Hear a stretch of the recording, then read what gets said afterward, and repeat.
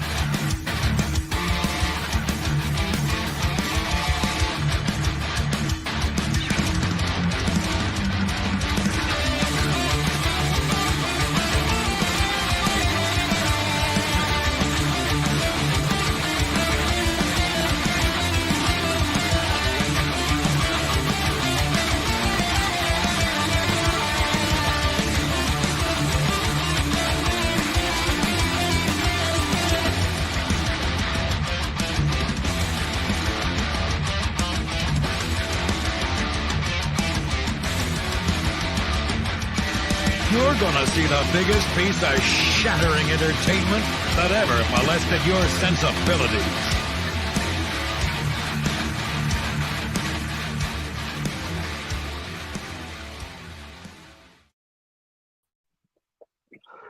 Yo, how's it all going? And we are back again for another live stream for this Saturday. How are you guys doing? Yes. I hope everyone's doing well. I hope I can read the comments on this because, as you can see, I am not in my usual haunt. I am sat in my conservatory on a nice comfy couch, and I am streaming this off my phone, and fuck only knows if this is working. So, gentlemen, you know he's lying like hell. He broke into some random stranger's house in fucking UK and was just like, "I'm gonna squat in your house for internet reception." This shit lose comfort. Let's get on it. Yeah. Like I say, anybody can just drop us a comment in the comment section. Just drop us a message just to see if this shit's working. As long as I can see it, I can see people's in the stream, so something must be fucking happening. But I see it on my side every 2 minutes, so I'll give you a heads up on it. Yeah, cool, man. Like I say, if you see me looking away as well as I've got it on the big screen so I can read the shit instead of on the tiny phone. So I'm just mirroring it to my TV as well. So hopefully this goes okay. If it doesn't and it all turns to shit, then I'm going to have to fucking run upstairs and quickly turn everything on. But it's... so hold on right quick. This shit just went bad. Yeah. Let me go upstairs. What do you mean? He's going to go down the street because, like I said, he broke into some random stranger's house. He's probably like 2 blocks away. We give Anthony like 15 minutes to get back to his house. It's to be fair, it's a lot more comfier. I can lounge in different positions.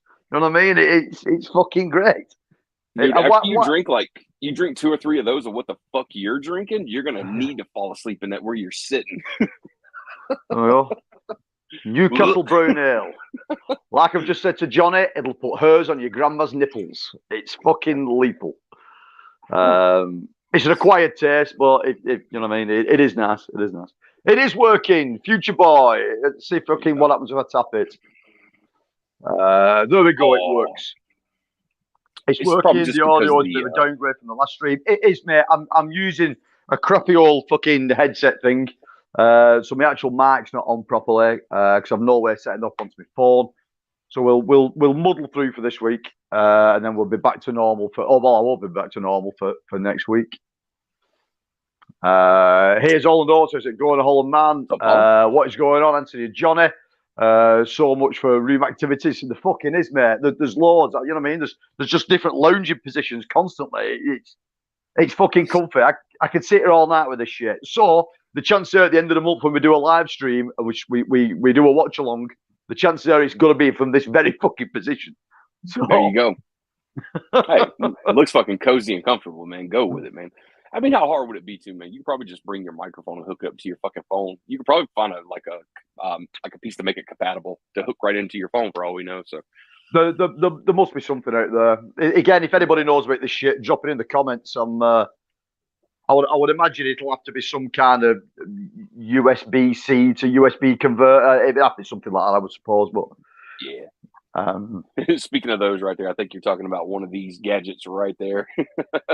Well, if you use iPhone, it's basically the fucking same. But if it's an Android, you know they damn well they make something else for it too. But I think Hall & Oates is a fan of your beer right there that you're drinking as well. Yeah, man.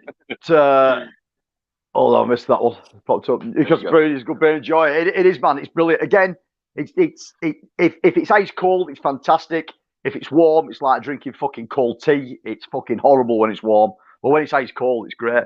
Well, you know when it's at the right temperature to drink because that little blue stir on the back there, it turns bright blue, and when it goes dark blue, that means it's too warm to drink. So you have to stick it back in the fridge. There you go. You know, I've heard a myth now. Correct me if I'm wrong, but I've heard that beer is just so tasty and it's so great that if your dog has fleas, you could pour that bottle of beer on your dog and it kills the fleas like that.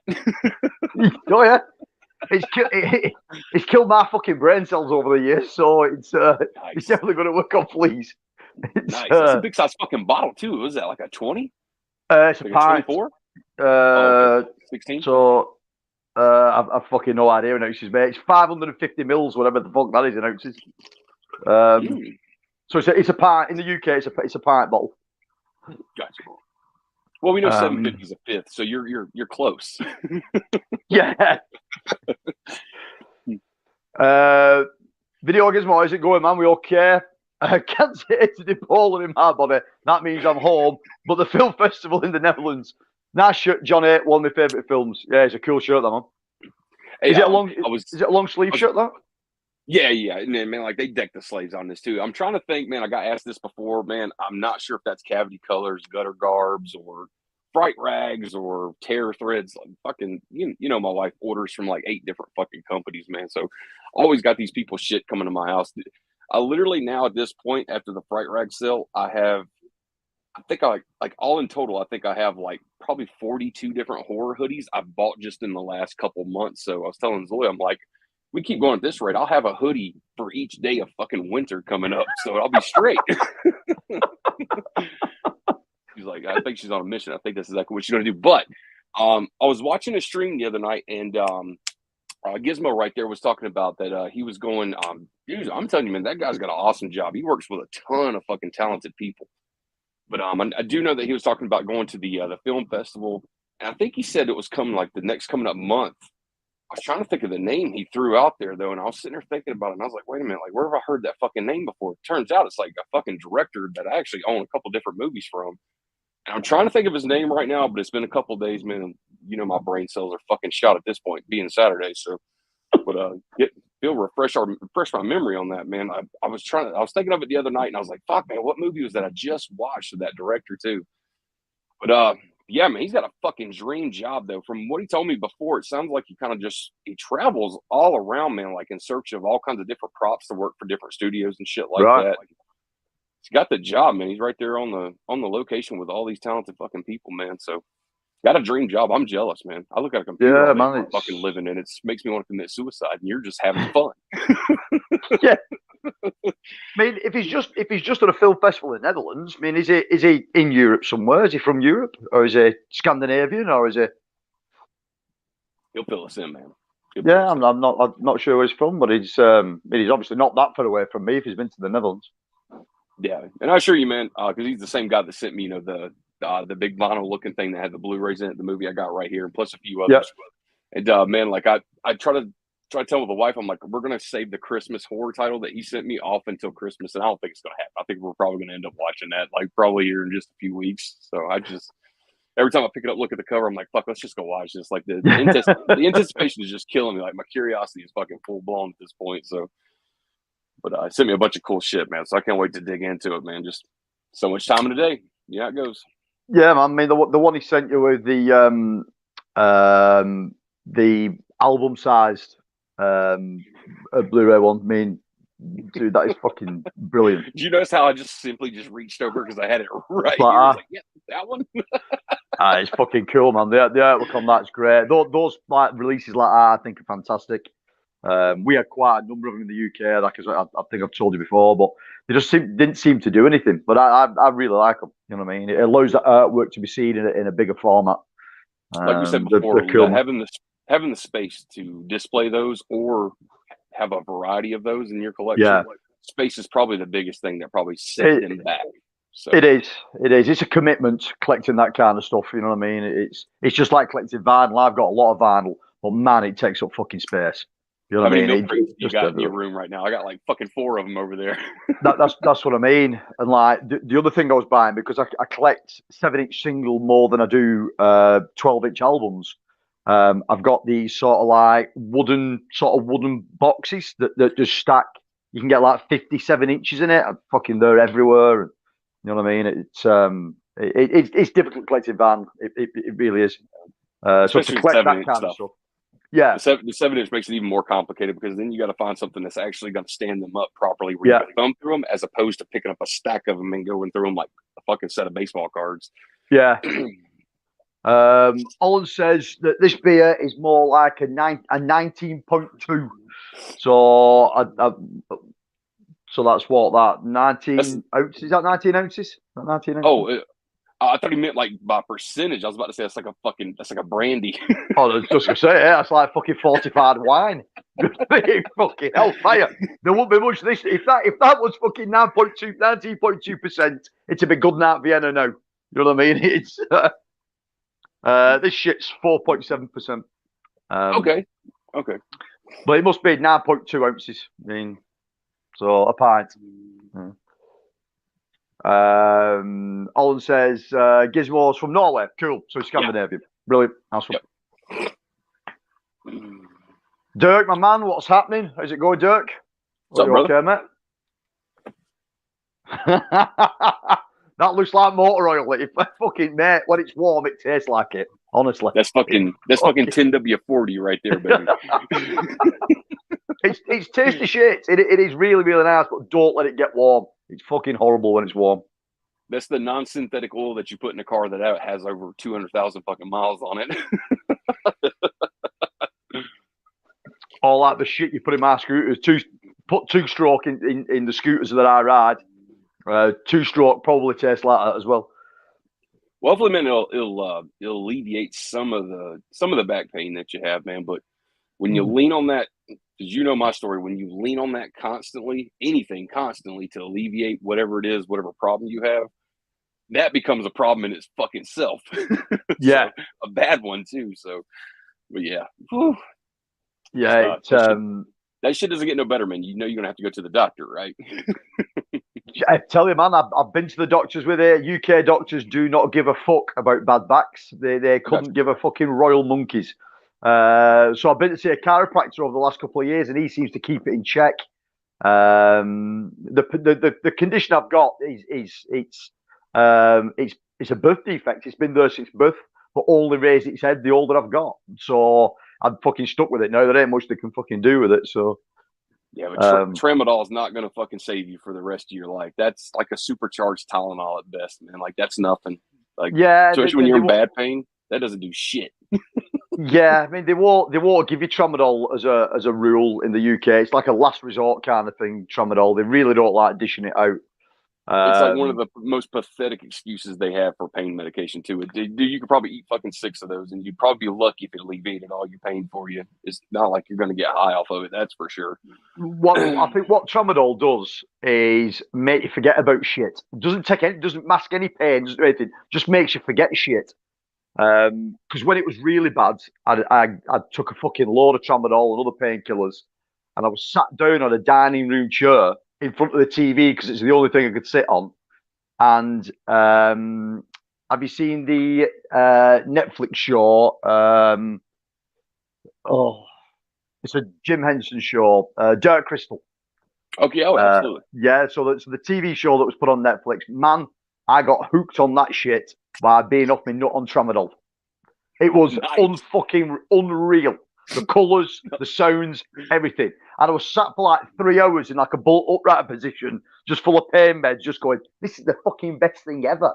You know what I mean? Just I feel like before we started this conversation, we should definitely advocate that we do not condone the use of abusing prescription medications with alcohol. Nothing. No, don't do it. It's stupid. Don't. Wind up fucking dead, or have a really bad addiction that's probably a nightmare to try to get off of. So, wouldn't go that route. But yeah, man, hey, at least it works for you though, man. I mean, you're talking to a guy right here who had various discs like cut out of his back. They sent me home with a bottle of fucking oxycodone, and so I'm sitting there and I'm taking one of those every 4 hours. Well, you get kind of a tolerance to it, and you go, well, I got to find something else because now this is getting a little weak. So what I found to do is pour Jack and Coke and sip on a Jack and Coke right when you take it. Yeah. The one thing you shouldn't do is mix alcohol with like a really high concentrated opioid. So not at all, but it works. Yeah, nobody do that though. That's horrible thinking. Yeah. Duke saying hello to Holland. Gizmo, I must have missed a comment somewhere. I stopped watching them. What's you talking about? You talking about the Dark Crystal series that was on Netflix? Possibly. It's a really good show. I thoroughly enjoyed it. I like the original film, so I think what they did with the show is pretty much spot on. You know what I mean? To where the film left off. Yeah, your whole house is pretty much a really, like, your wife and your daughter's like really big fans of that. Your fucking house is decorated in it, right? Yeah, man. Yeah. The living room's like a shrine to Henson. Nice. I'm obsessed with the Muppets. My wife and my daughter are obsessed with Labyrinth. My daughter's got an amazing tattoo on her arm of David Bowie as the Goblin King. It's fucking amazing. It's like brilliant. It's a big Jim Henson house. This, so anything Henson wise, we're all over it. Hell yeah. Cody says, how's it going, fellas? Too bad Dark Crystal never got another season. It is, mate. It is. Because what they did with it for a TV show was fantastic. It was really good. Really enjoyed it. I'll have to check it out, man. I've never seen the actual Netflix TV show you're talking about. Of course, Dark Crystal, the film, and like Labyrinth, of course, man. I fucking own those. Those are great films. I never saw the season though of Dark Crystal. Yeah, it's good, mate. Extremely good. One of the better things that Netflix has done.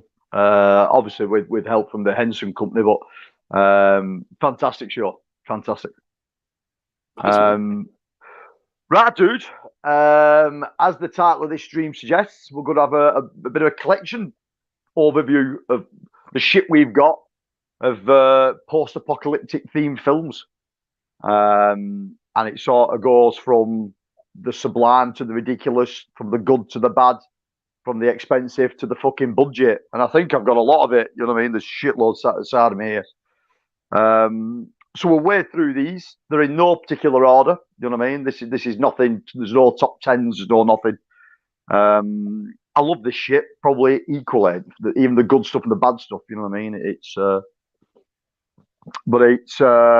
It's one of those sort of genres where either it'll get a sublime release or an absolute chronic release.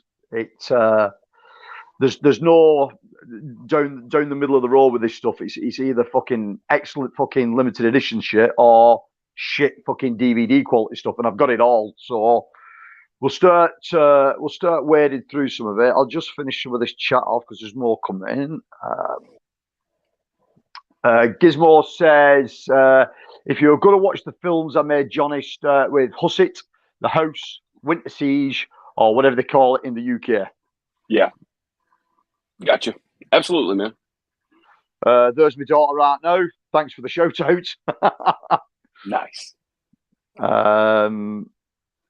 Hope you're doing good, Lauren. Yeah, I mean, the guy who's Lauren's tattooist and who's my tattooist, Dean, he drops in these live streams from time to time. So anybody that's wanted to see Dean's art, if you go to Instagram and have a look for DAR art, you'll see my tattoos and Lauren's tattoos on there, plus a plethora of other shit he's done. The guy's a talented dude. And anything film related, you know what I mean? He's up for tattooing it. I mean, I'm back in first week in October, last week in October for the my Friday the 13th sleeve. So he's adding more to all that, finishing all that off, so that'll be done. I told this story before, but the last tattoo I think that you got, and it was a tattoo I got not too long ago. You had hit me up one day and you were like, "Hey man, what are you doing?" I'm like, "I'm sitting in a tattoo chair right now, getting a tattoo." And you're like, "Dude, like what the fuck? I am too." Like, holy shit, what? That's a coincidence. And you're getting like that badass fucking Friday 13th. Go ahead and show it. Was that one or was it that one? No, that one. So you're getting the badass fucking hockey mask done up and all that shit, and you're like, "Yeah, man, I'm gonna send you a photo right quick of what he's got done so far." So you sent me yours, and then you were like, "Hey, like, let me see what you're getting done." And of course, I'm getting like this fucking pussy ass shit, like compared to your Friday the 13th tattoo. You're like, "Dude, what the fuck is going on?" Nice. I'm like, get like a fucking Leatherface tattoo or something. Like, nah, it's an anniversary tattoo. Hey, it's whatever it takes, man, isn't it? It's the thing is with tattooing, once you start, it's an addiction. You can just carry on and carry on and carry on. You know what I mean? Obviously, Dino, I've just been talking about. He's done that. You know, he's done that Ghostbusters one. Yeah, man. God, man, that looks fucking killer. I mean, all of it right top. He's a dude as well. You know what I mean? He's into all the same shit as we are.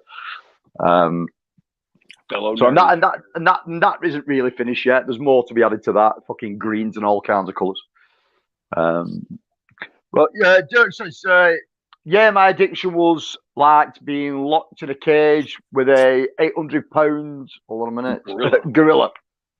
Oh. Yeah, man, it isn't good.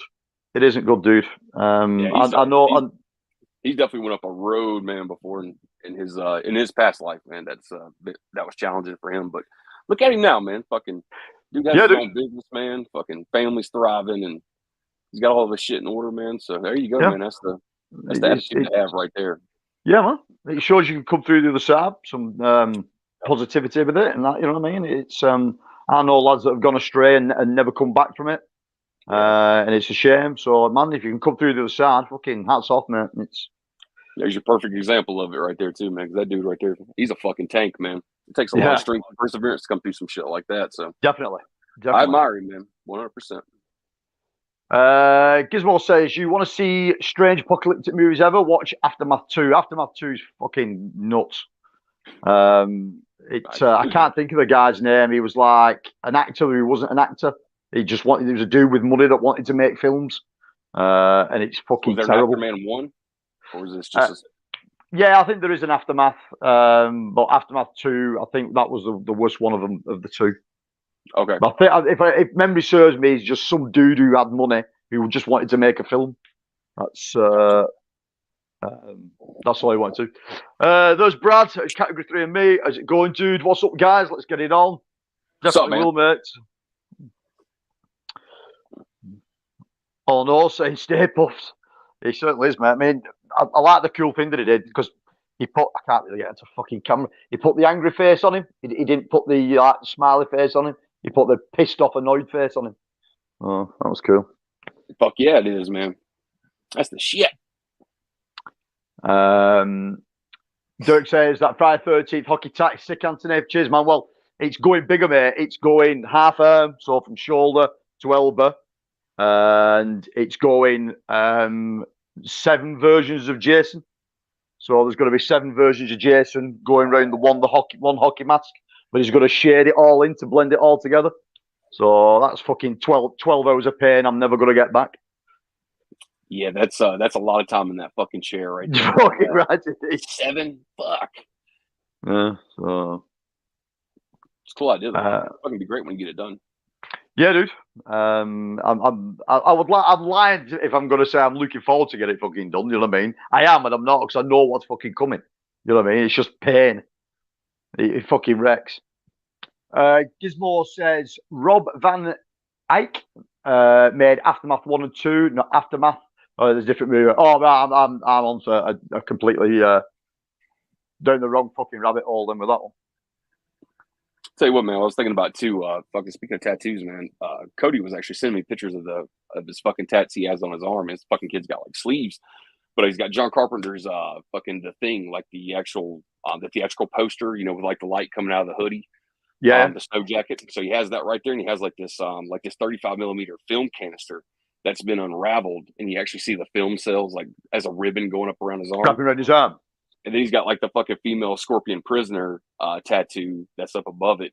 And when I saw that tattoo, I remember seeing like the box of it, like the Arrow video box that I missed out a long time ago. And, like I saw that he had that tattoo. I'm like, okay, that fucking kid has a fucking tattoo of this shit for a reason. Like it must kick fucking ass. So luckily, I was like able to check out that box set and finally get my hands on the original limited edition Arrow that released it. Now they got a re-release without the book in it. Yeah. I chased it down, and it's still a box set like I haven't even got into yet with him. I'm like, every time I see it on the shelf, I'm like, when the fuck are we ever going to get in this box? But he has some fucking great looking tattoos though, man. Great looking shit. Yeah, man, it's an endless pursuit. You know what I mean? Once you start and you get the feel for it, and you know what's coming, then it's easier to deal with. So then it just becomes a fucking hobby. Being tattooed becomes a hobby. It's crazy.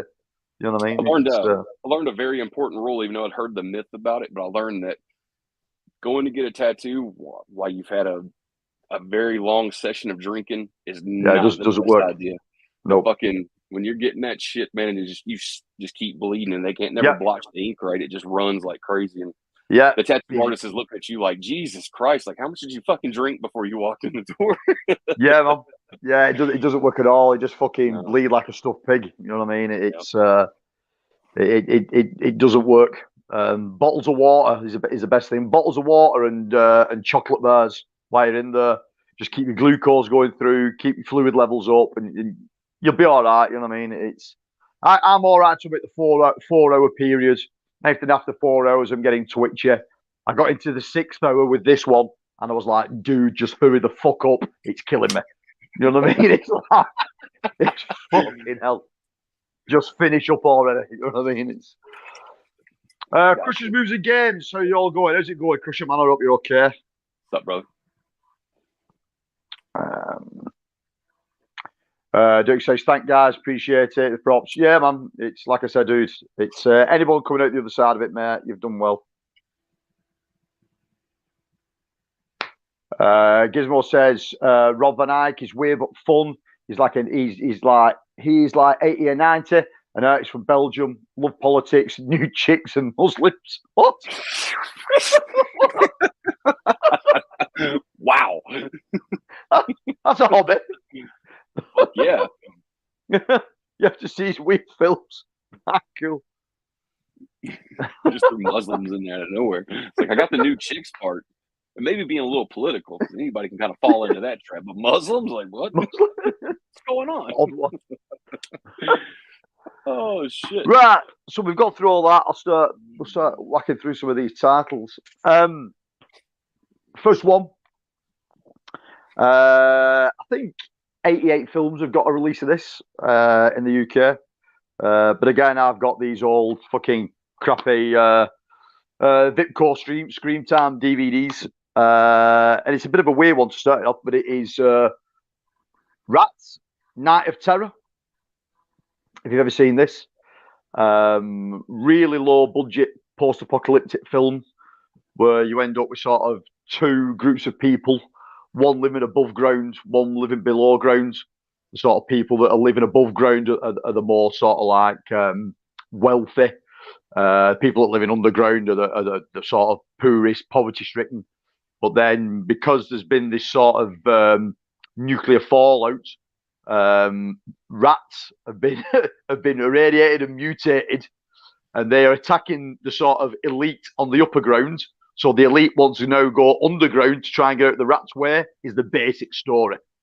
But if you watch this film, the only way I can describe it is like watching a 1970s episode of fucking Doctor Who. That's what it looks like. The filming's dog shit. The sort of props look like they've been made out of cardboard boxes. Nice. It's Italian as well as the dubbing is fucking awful in it. But it's a fun watch. Obviously, this is just a crappy DVD of it. There's fuck all features on it or anything. Well, I collect these bit core DVDs for what they are, more nostalgia really than anything else. But I'm sure 88 Films have got a nice release of this one out now. And I mean, God only knows what it looks like in Blu-ray. You know what I mean? It looks fucking bad enough on DVD. So to see it in 1080p or a 2K scan of it, my God, you know what I mean? It would probably make it look even fucking worse. There we go. That's it. That's the one. That is the one. I mean, dude, look at that. Look at the cover on that one, right? Look at the cover that 88 put out. I bought this like 2 years ago, and I still haven't even opened it yet. How fucking pathetic is that, right? Then we'll have to watch long. Yeah, absolutely. And I love rat movies, man. Fucking like Willard, Rodents. Was that Deadly Eyes where they dressed all the puppies up as fucking rats and had them running around? Yeah, but they made them the 88 Films you've got, the slip. They made it look like cool as fuck. It's not. You know what I mean? It's like nice. It's really, really low budget. Even if there was a budget, you were lucky. But there's probably good. The 88 do generally a good job, so I'd imagine they've put some good shit with it. Is there a reverse art on it? It looks like they just swapped the colors over. There you go. Right. Yeah. So you got that side, and it looks like they just swapped up the colors just a little bit. Right there. That's it, basically. Yeah. So that's part of their Italian collection, huh? Yeah, it's an Italian film. Yeah. But is it part of the Italians classic collection? That one. Yeah, it says Italian collection. And you've got a split with it. Have you got a split with it as well, dude? Then they're worth money. Them ones. But it's an odd film to say the least, because at no point in the film do the rats seem that menacing that you're shitting your pants watching it. They just look like rats that have had baby powder thrown on them and have got like really shit coloured in red eyes. It's like it's an odd film. It's a good watch. Get a few beers in you. You know what I mean? You'll enjoy it more. But for 88 to put it out, that shit must look really good now. Whether that makes it look better or not, I don't know. But you was sitting there going over it. I was sitting there thinking, I was like, dude, like I fucking swear to God, I think I have that movie on VHS. And as I looked over on my shelf, I'm like, holy fuck, I think I have the 88 release he's talking about. Yeah, we'll have to watch along with it, mate, because it is fun. It is fun. You know what I mean? It looks like whoever did the costume design had like £50 for go shopping in Goodwill or somewhere like that. You know what I mean? 95-minute runtime, man. That's nothing, man. We're running that, man. Crusher says a rat movie, whatever next. Man, there's some good rat movies. Like I said, Willard and that is. Yeah, I love the remake of Willard too, man. But that OG one, though, that's where it's at for me. But Crispin Glover did a great job as Willard. Yeah. I mean, what's the other one? I don't think it's just rats, but rats in it. Food of the Gods. Oh yeah, I got you. I completely forgot about it. Yeah, Ben was that was kind of only. I think everybody knows that movie now. It's because they used a fucking Michael Jackson song in that goddamn movie. Yeah. It's a decent movie. I know everybody loves that movie, but I prefer the OG Willard, of course. But I was trying to think of his fucking name too that played the in Willard. I'm trying to think. I know he was in Lords of Salem. I'm trying to think of his name. Just can't fucking think of it. Doesn't matter. But yeah, there's another good film. I think it was made in the '90s. Probably it's called Rodents. That was a pretty good flick too. And Food of the Gods. That's just one that I've watched. I just don't remember jack shit about it. It's on that double feature from Screen Factory. Yeah, it's a decent enough film. And it's special effects don't fucking live up to much anymore, but it's still entertaining enough. You know what I mean? It's, Nice. Cornish Port. I can only get better from here, Crusher. Oh, I should have Rat met movies, whatever. it can Yeah, only get better from here. yeah. So that was Rats. Second one we look at. I mean, if you've been following what me and Big Johnny's been doing, you'll have seen I've done a review on this one already. And it's David Carradine in Death Sports. Yeah. Fuck me. Like, I remember watching this years ago, and I've had this DVD for fucking years. And I sort of forgot about it, and I had to go back to watch it to do the review. Fucking hell, man! It doesn't. It's when people say it's that bad, it's good. No, this is that bad, it's bad. You know what I mean?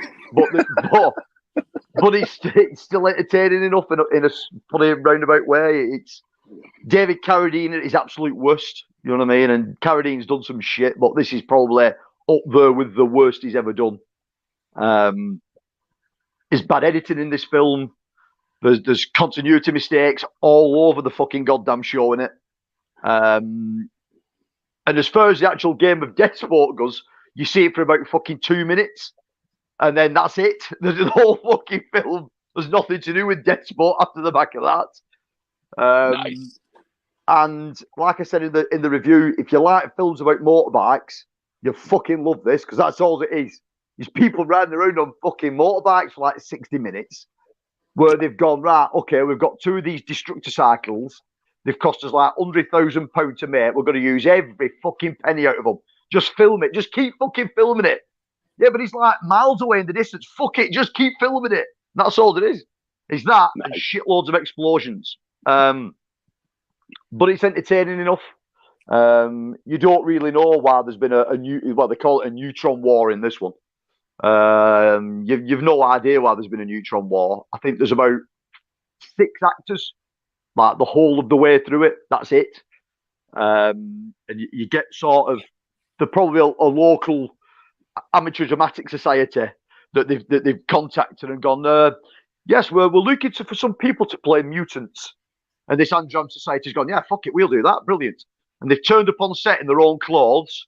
And all the makeup department has done has got some ping pong balls and coloured some black dots on them and just stuck them over their eyes and gone, right, just pretend you're mutants. That's it. There's no other makeup, man. It's fucking ping pong balls for eyes. And it's like, how the fuck did they think this was going to pay off? But it's a Roger Corman film, so it was made for about fucking 50 grand, you know what I mean? There's some massive explosions in it, and if you like motorbikes riding around for 60 minutes of an 80-minute film, then yeah, fucking, it's superb. It's got David Carradine locked in a cell shouting at himself for about 20 minutes, doing all the possible sort of facial features that one man can do and emotions that any actor can try and put out. David Carradine does it in that gel scene. It's unfucking real. But it's all right. It's a decent film. I mean, I think it's got a Blu-ray release in the US, I think. But here in the UK, this is it. This dodgy 4:3 DVD release that looks like it's been ripped straight from a VHS. That's like of a film that just doesn't make any sense.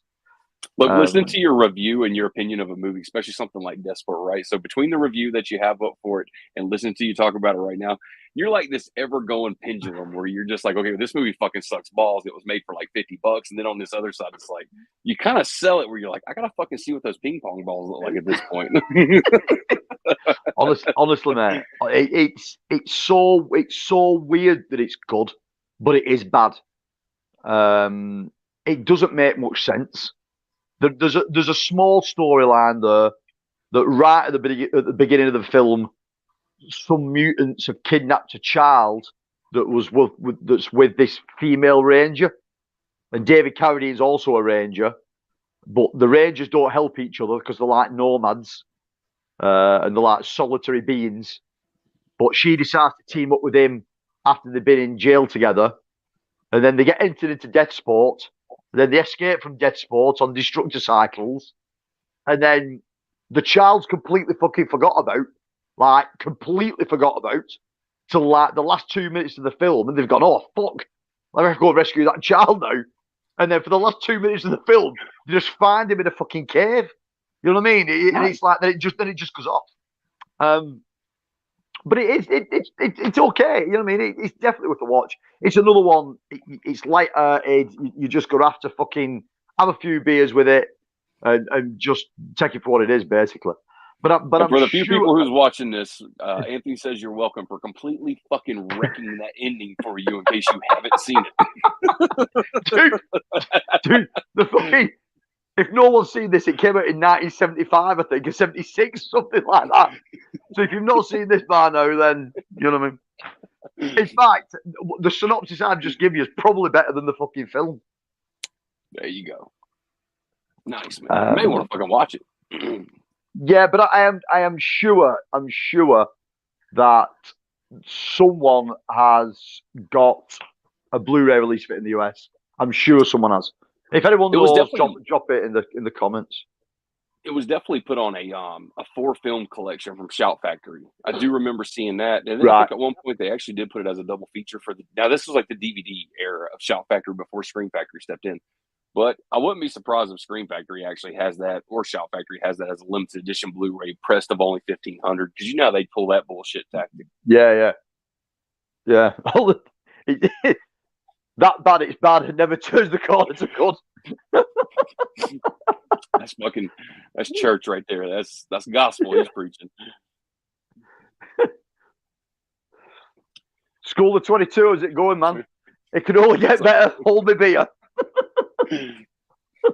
That's the spirit. Cushy says he's on the order list. I'm telling you sold it, man. There we go. Hey, and the other good thing, Crusher, the other good thing, man, it's a Prism Leisure release.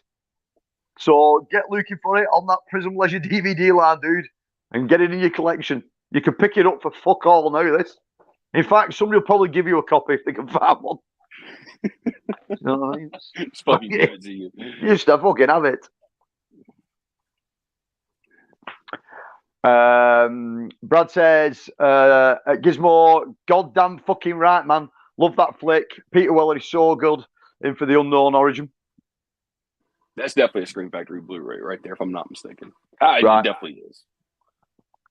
Love me RoboCop. Yeah, man. Naked Lunch. Naked Lunch is a great film. Not enough people talk about Naked Lunch. Yeah, probably everything I've seen him in. He's also really good in Screamers as well, if you've ever seen Screamers. Amen to that shit. Everybody brushes that movie over and just never really gives it any praise. They do. That fucking movie's great. Yeah, and it's fantastic. I love it. I mean, 101 did a nice release of it. I would imagine somebody else has as well. Scream Factory's got it. Yeah. Gizmo, Brad, are you on in 4 hours on your channel? UFC's beginning in 1 hour, so we'll have you on in the background. Yeah, they definitely got a UFC fight going on. I'm trying to fucking think. Who is that card tonight too? Fuck it, whatever. I don't know. It's one thing I don't watch UFC, to be honest. I'm not the biggest fan. Could have sworn Diaz's name was in it, but maybe not. Anthony, every time it's absolute garbage. I love it. The garbage stuff is the best. Shirts pressed up, man. You need like that little slogan, like fucking, it's absolute garbage. Oh. Brad to Gizmo. We'll be on at 10 p.m. EST for 4 OES at the minimum. God damn. Lauren Ball, tip for anyone who watches Master of the 80s. He will spoil every film he talks about. I speak from experience. Years of experience for her. There we go. Straight from the daughter's mouth. I ruined film experiences by telling everybody the ending. Don't go watch it. It's absolute shit. It's absolute shit. It's definitely no Death Race 2000. Do you know what I called him, man? I don't own a copy of Death Race 2000, and I should do. Because I do not have a copy. Wow. And I've watched that film loads. Yeah. That's like fucking like top of the fucking like pyramid for that style of fucking kind of films too, man. Especially like for Deadsport and shit like that. But damn, yeah, for David Carradine stuff as well. Yeah, it's Roger Corman at his finest right there. it is. Nate Diaz, Tony Ferguson, Chimera versus Holland. And I'm trying to think, man. Correct me if I'm wrong, Gizmo, but I think fucking Diaz, man, hasn't he done lost like the last fucking 6 or 7 fights like he's had in a row now? Like, goddamn, like they gotta be paying that kid some good money, man, to get in there and get his ass whooped that many times. I could be wrong though, but I think it's Nate that's fucking took the ass beat in the last 6 or 7 fucking times. It seems like. Yeah, it's apparently there's some conspiracy shit going on, and the fight card was switched last night. Again, I don't follow UFC. I have no idea. Oh shit. Um, Fucking Dana White was like, "Fuck this, we're changing this card." Yeah. Crush says, "What Death Race 2000 is a must-own." I know, man. I know, and I do like the film. Just for some bizarre reason, I've not got a copy of it. Nick B, hello, Nick B. You're a new name to this streaming channel, mate. Welcome. I hope you're okay. Are you all a fan of trauma films? Absolutely.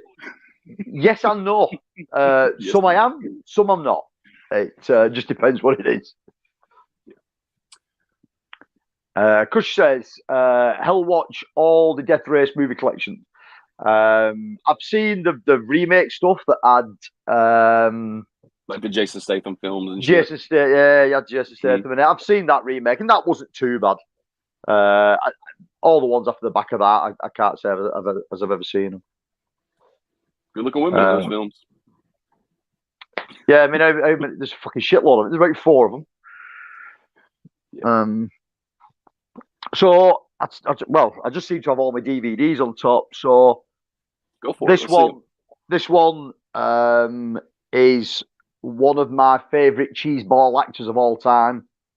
And he is the ultimate fucking cheeseball. It's Patrick Swayze in Steel Dawn. Again, no fucking Blu-ray release in the UK. And I don't know why. It could only be licensing issues. Damn. Because what do you call it? Put these out, didn't they, in the US? Yeah, I was just about to say, I was just at Best Buy like an hour ago, and they actually had Screen Factory's 4K. They had the Steelbook right beside it, but it was sold out. But they actually had the slipcover edition, which is the 4K UHD. And you're sitting there saying you don't have a Blu-ray. Man, just say something, man. I'll fucking send that shit your way. Yeah. I didn't even pick it up. I'd have known so, man. You could have just said something. I'd have fucking sent that shit your way. This is an old Anchor Bay release. And there's, to be fair, there's quite a bit on it. It's featurettes, making of, fucking a nice chat with Patrick Swayze, the ultimate cheese bottle. But I suppose of all the Swayze films that there is, and don't get me wrong, the guy was a dude. You know what I mean? He fucking Roadhouse. You know what I mean? He's a great film. But this is probably the film that introduced me to him back in the day. And he is the best thing about this film by a long shot. Because everything's centered around his acting ability and the way he comes across on camera. Because everything else about it is pretty fucking shit. But I thought in our last stream that you said that Dirty Dancing was like your big Swayze. Ghost.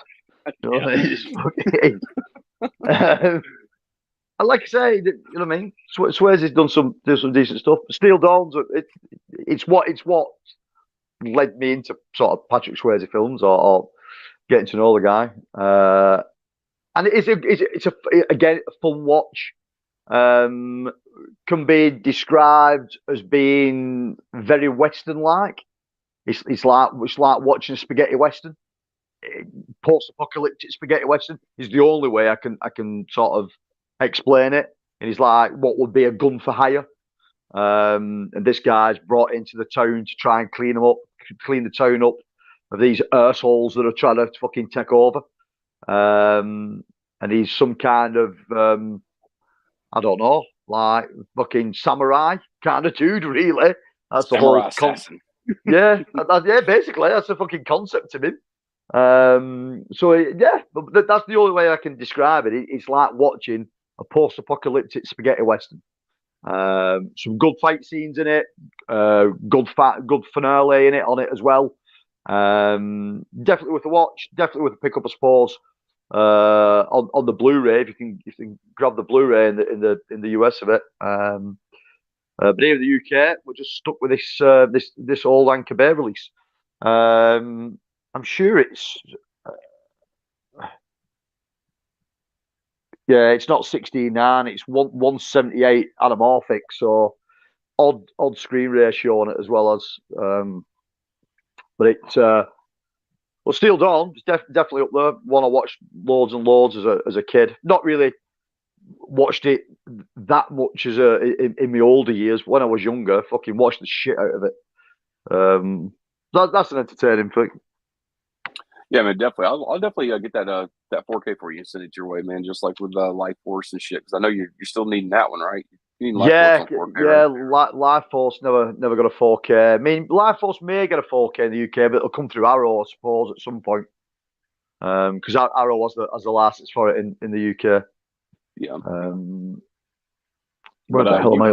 That being you holding up Still Dawn, that being an Anchor Bay release right there, especially physical media collectors here, like during the era of DVD here, man. Like we all pretty much can probably agree that if there wasn't no Anchor Bay, like our physical media collections would have fucking been horrible, because Anchor Bay was like the top of the line kind of shit, especially in my book, and a lot of my other friends was like, hey, like Anchor Bay was like actually putting releases out that had like good booklets and shit, an array of special features and all kinds of shit. They were like the Arrow video to us, like back then when there was no Arrow video.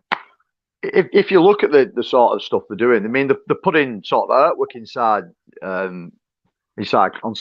reverses of covers, and you know what I mean. And other DVD companies weren't doing that in the UK. You know what I mean? Definitely weren't doing that in the UK. So even over here, Anchor Bay was a big thing. You know what I mean? And to be fair, it still is on some titles because it's the only way you can get them.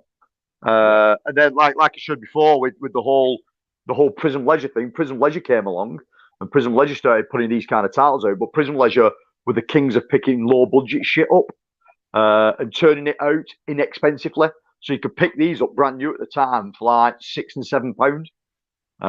But they were doing the same thing. They were putting thumbnails in, like artwork behind discs and shit, where other companies weren't doing that at all. So I think Prism Leisure sort of just really copied what Anchor Bay was doing. But if there's ever on the cheap end of the market, there was ever a company to try to fucking take an inspirational note from, there you go. Anchor Bay fucking had it back in the day. So yeah, like I said, I still go through all those releases, man. Every time I open that box over there, where I have them all boxed up over there, and I just look at the spines every time. I'm just like, fuck, man. Like I had it made back in the day, and I just didn't really know it. Yeah. Gizmo says, nice. Well, to category 3 and me to Brad. Nice, fun to listen to you. Not many channels left for me on YouTube about films. Yeah, man. I mean, this is why me and Johnny decided to do this. You know what I mean? It was nice to talk about new releases, but I think it's also nicer to talk about the shit that you've already got in your collection, and go back at some old shit that people may not know of, or people may have forgotten, or people may have not seen that particular release of it. And I've loads of this kind of crap lying about. So this is why me and Johnny decided to sort of this exploitation station bit up on both channels, just so we talked about movies and films. You know what I mean? And to paraphrase that, like a little bit more in depth, like it seems like with the majority of shit, it seems like, the new release comes out, whoever gets it first, of course, the big thing is doing a video holding this brand new product up that just came in. Most people haven't even got it. And before you know it, everybody gets it in the next week. Well, 2 weeks go by and everybody's gonna forgot about that fucking release even came out, and everybody's waiting for what's the next thing about to hit the mailbox. So it's like, fuck, man, let's stop for a minute. Let's watch the shit, watch the special features, and enjoy why the fuck we're paying all this money for this shit. Like, Yeah. So it's not all about just sitting in front of a camera being like, well, I just spent a fucking fuck ton of money on shit that I'm never going to watch. We all buy more shit than we ever going to watch. just outruns Yeah, for the majority massively. of us. But yeah, so but it's actually nice to fucking stop for a little bit and be like, okay, fuck this. Like, put your mind on like 5 films for this month. That's it. That's it. Yeah, it's I mean, I've bought very little this month, really. Some cheap titles here and there. I showed you that I managed to snag a copy of the Arrow Steelbook of Demons 1 and 2. It was a fucking score, by the way. Yeah, in mint condition for £6. Definitely marked up wrong in price. So that was cool to get. That was second hand. But they might I've got tell just by the packaging and the weight of that thing that they kind of figured there's maybe a little bit more value than just £6 to it, because the artwork alone on that is like, that's pristine shit. You know what I mean? Yeah, like that's. I think what's personally happened with it, there is no J card, so the barcode would have been on the J card. Mm-hmm. So there's no barcode on the steelbook.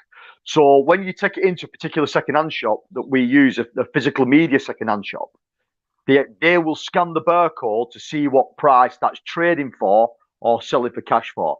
And because there was no barcode, they obviously didn't know what the fuck to do with it, and they've give it in at Demons 2. The Arrow single edition release of Demons 2 is only selling for £6. Yep. So I think they've priced it up as Demons 2. As the Amaray release. Yes. The standard Amaray release. Yeah. Yep. That makes sense. It really makes sense. So as soon as I went in, UPC boom, is on the J card. Yeah. 100%. So if there's no J card, they've no way of telling in these shops what shit's worth at all. You know what I mean? So yeah. Just very unique, you know what I mean? For anybody to price it, like to think of a price to put on it, you're holding it in your hand and you're just like, well, this looks a lot different from the ordinary shit we get in. Yeah. See, and the staff in this particular shop couldn't give a fuck. They're not bothered.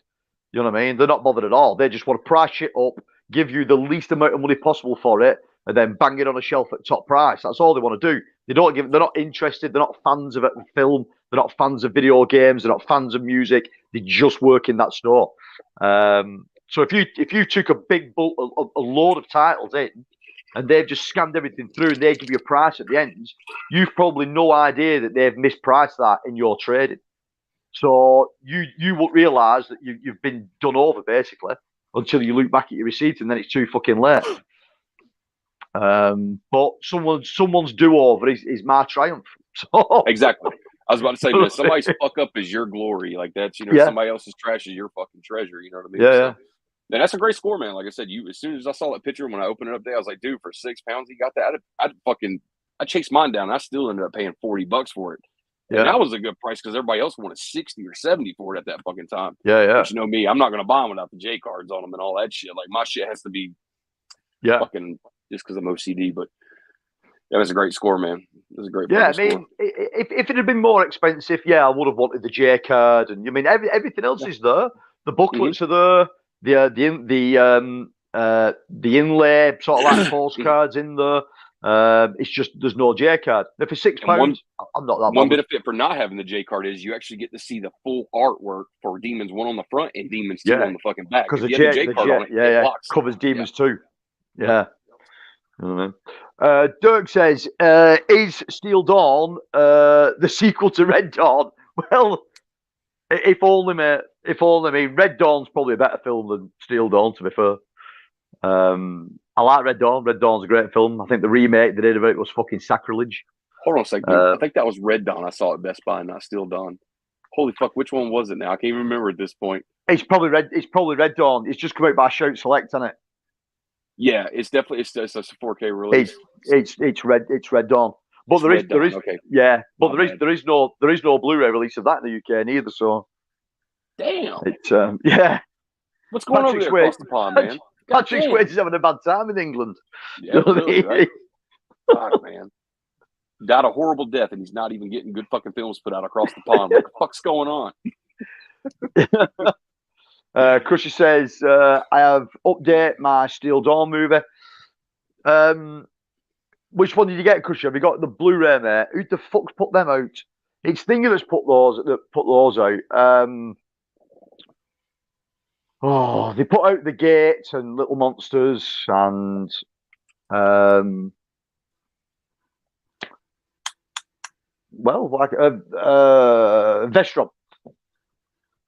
The Vestron titles. Vestron put Steel Dawn out on Blu-ray in the US. Did they? Yeah.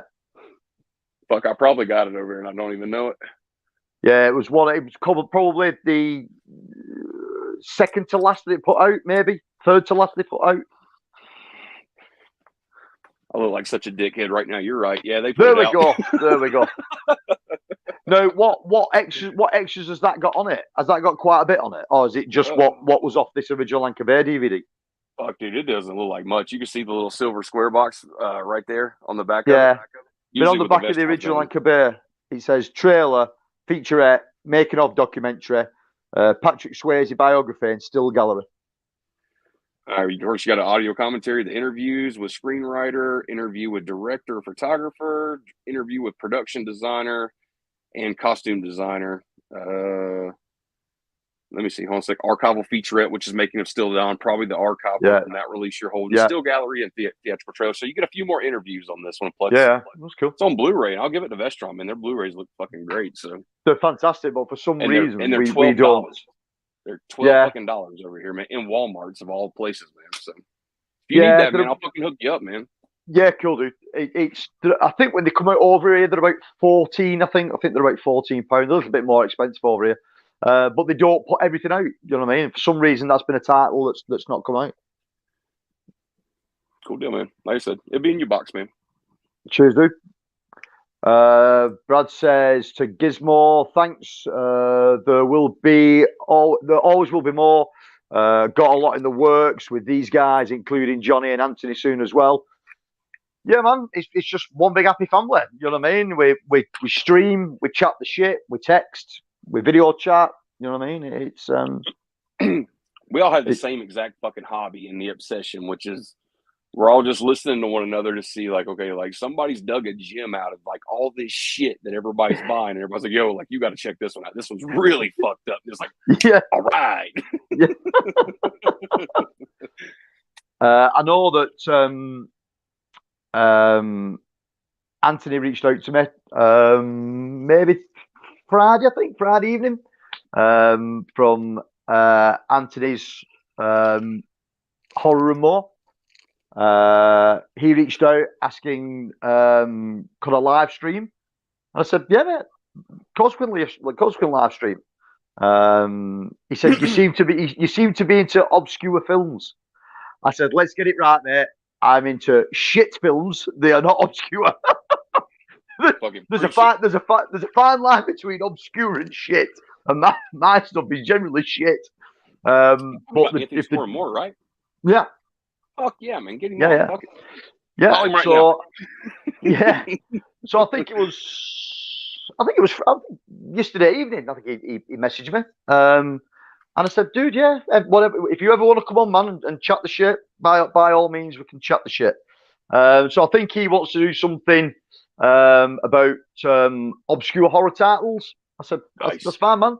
We'll do something beginning of October, and we'll stream something about some obscure horror. Maybe we can you can try to convince him that Life Force is a better film than Texas Chainsaw Massacre and see what he thinks about that. Well, that's a sore subject with a lot of people in it. You know what I mean? That's got me in boiling water. That has. You know what I mean? As bizarre of a statement that is, like, I'll give you like a lot of kudos because it takes a lot of fucking nuts to say that, especially for anybody who's watching you. You're not just sitting in your living room saying that shit to your wife or some stupid shit.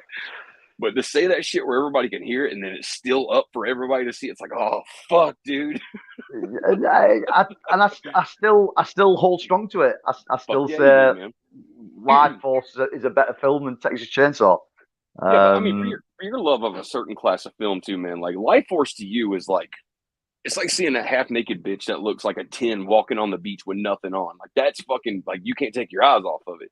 Yeah, Chainsaw Massacre to you is kind of like, well, she's like a 6 or a 7. She looks all right, but the hot bitch with double D's, that's a fucking 10 over there. Which one are you gonna look at? You know what I mean? It's no fucking brainer. Yeah, definitely. And if anyone that's watching knows me and they've watched previous videos, they'll know my choice of film that I tend to go for. And Life Force is more of that cheesy horror, sci-fi, over-the-top goodness that I love, and it's got it in fucking bucket loads. It's fucking brilliant. As far as the film goes, if you're into that kind of stuff, you can't ask for more. Texas And there's a Chainsaw bitch that walks around the movie completely naked for the whole fucking runtime that he's not talking about. Yep, which is the cherry on the top. It's a good film. Is it a Toby Hooper film that's better than TCM? Probably not. But for my liking, it's the better film. TCM is a good film, but I've always been sat on the fence with it. Always. Because the sections of it that I like and sections of it that I fucking detest that just take me out of the film completely.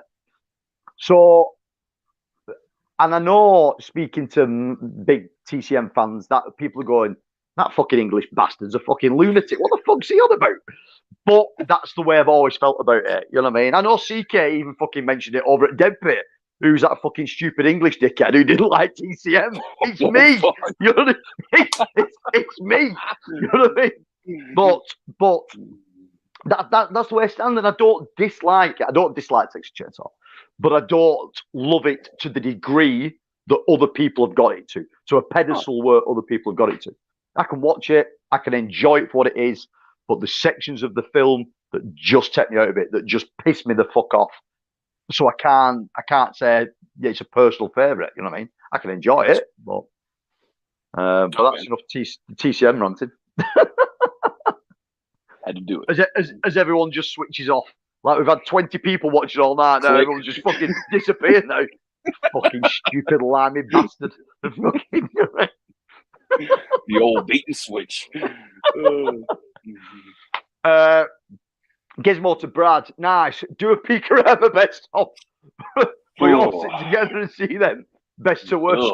Or is it not worst to worst? Or yeah, man. Like you're talking about like fucking 70s, like really big fucking bush kind of porn. Bushy porn. Absolutely not.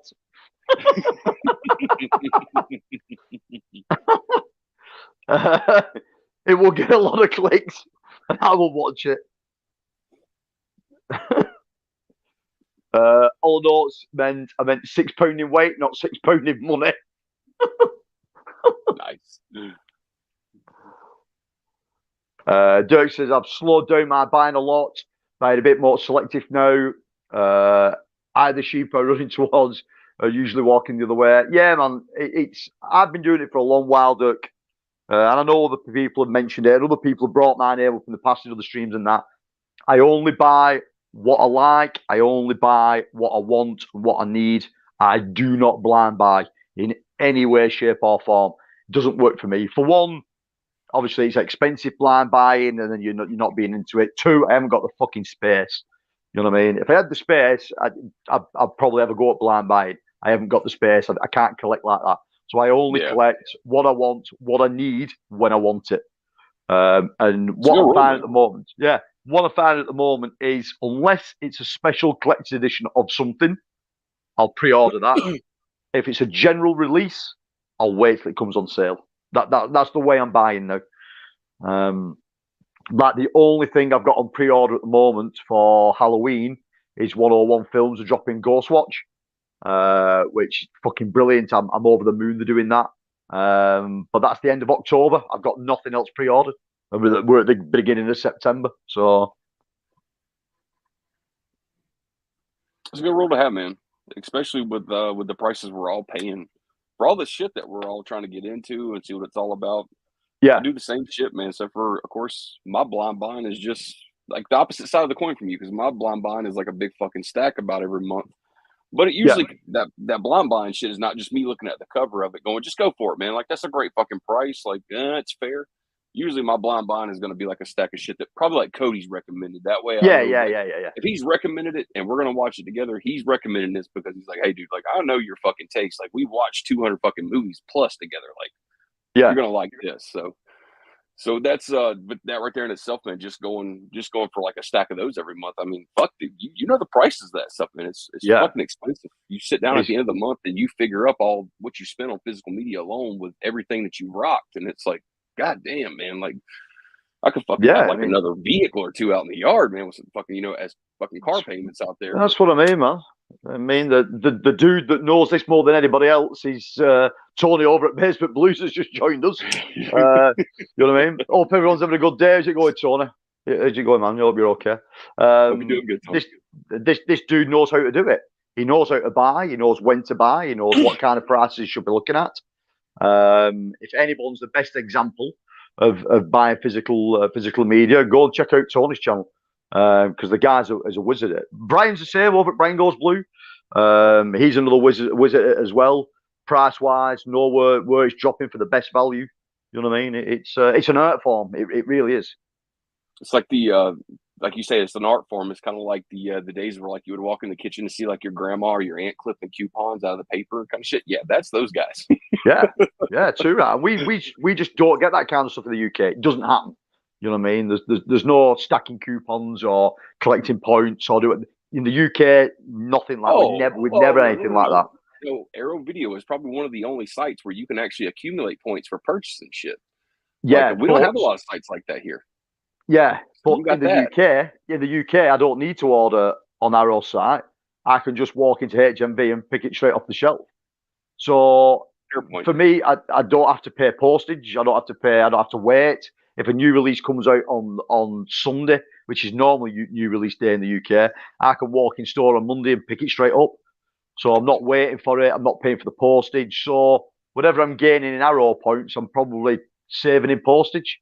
You know what I mean? I suppose it's swings and roundabouts. But I do get Arrow points. I have seen Arrow points, but I've never ordered anything off Arrow's site. I've never needed to. I definitely only mentioned that because anybody who's buying off of Arrow UK site, it was actually nice to hop on there during a sale one time and have like over 4,000 points. I think it was like 14,000 points I had at one point because I bought so much shit from them. But it was nice to get a bunch of free shit during a sale using those redemption points. I was like, fuck yeah, I can add more to the box that I didn't need. What did it equate to? So what's a point worth? So no, they do it by like the like they do 100-point scale on it. So you'll buy something that's like, let's say on the UK side it'd be like 16 pounds. Well, that's probably gonna come up to like I think it's fuck man, if I'm not mistaken, because I think they went by the 100 points on it or something like that. I think it's like 1,600 points. I think maybe it's 800 points. I could be off on that. But then you go look at something, you can redeem a title for like 2,000 points. Sometimes it's 2,400 points, shit like that. Cool. So it adds up nice. Yeah, it adds up. Yeah. But it's got that mentality though that they're going to use that as promotional because it's going to get you to come back in the door and buy shit again because in the back of your mind you're like, hey, like I got basically like some free shit to go along with this stuff I'm going to buy. So yeah, smart tactic. Yeah, definitely.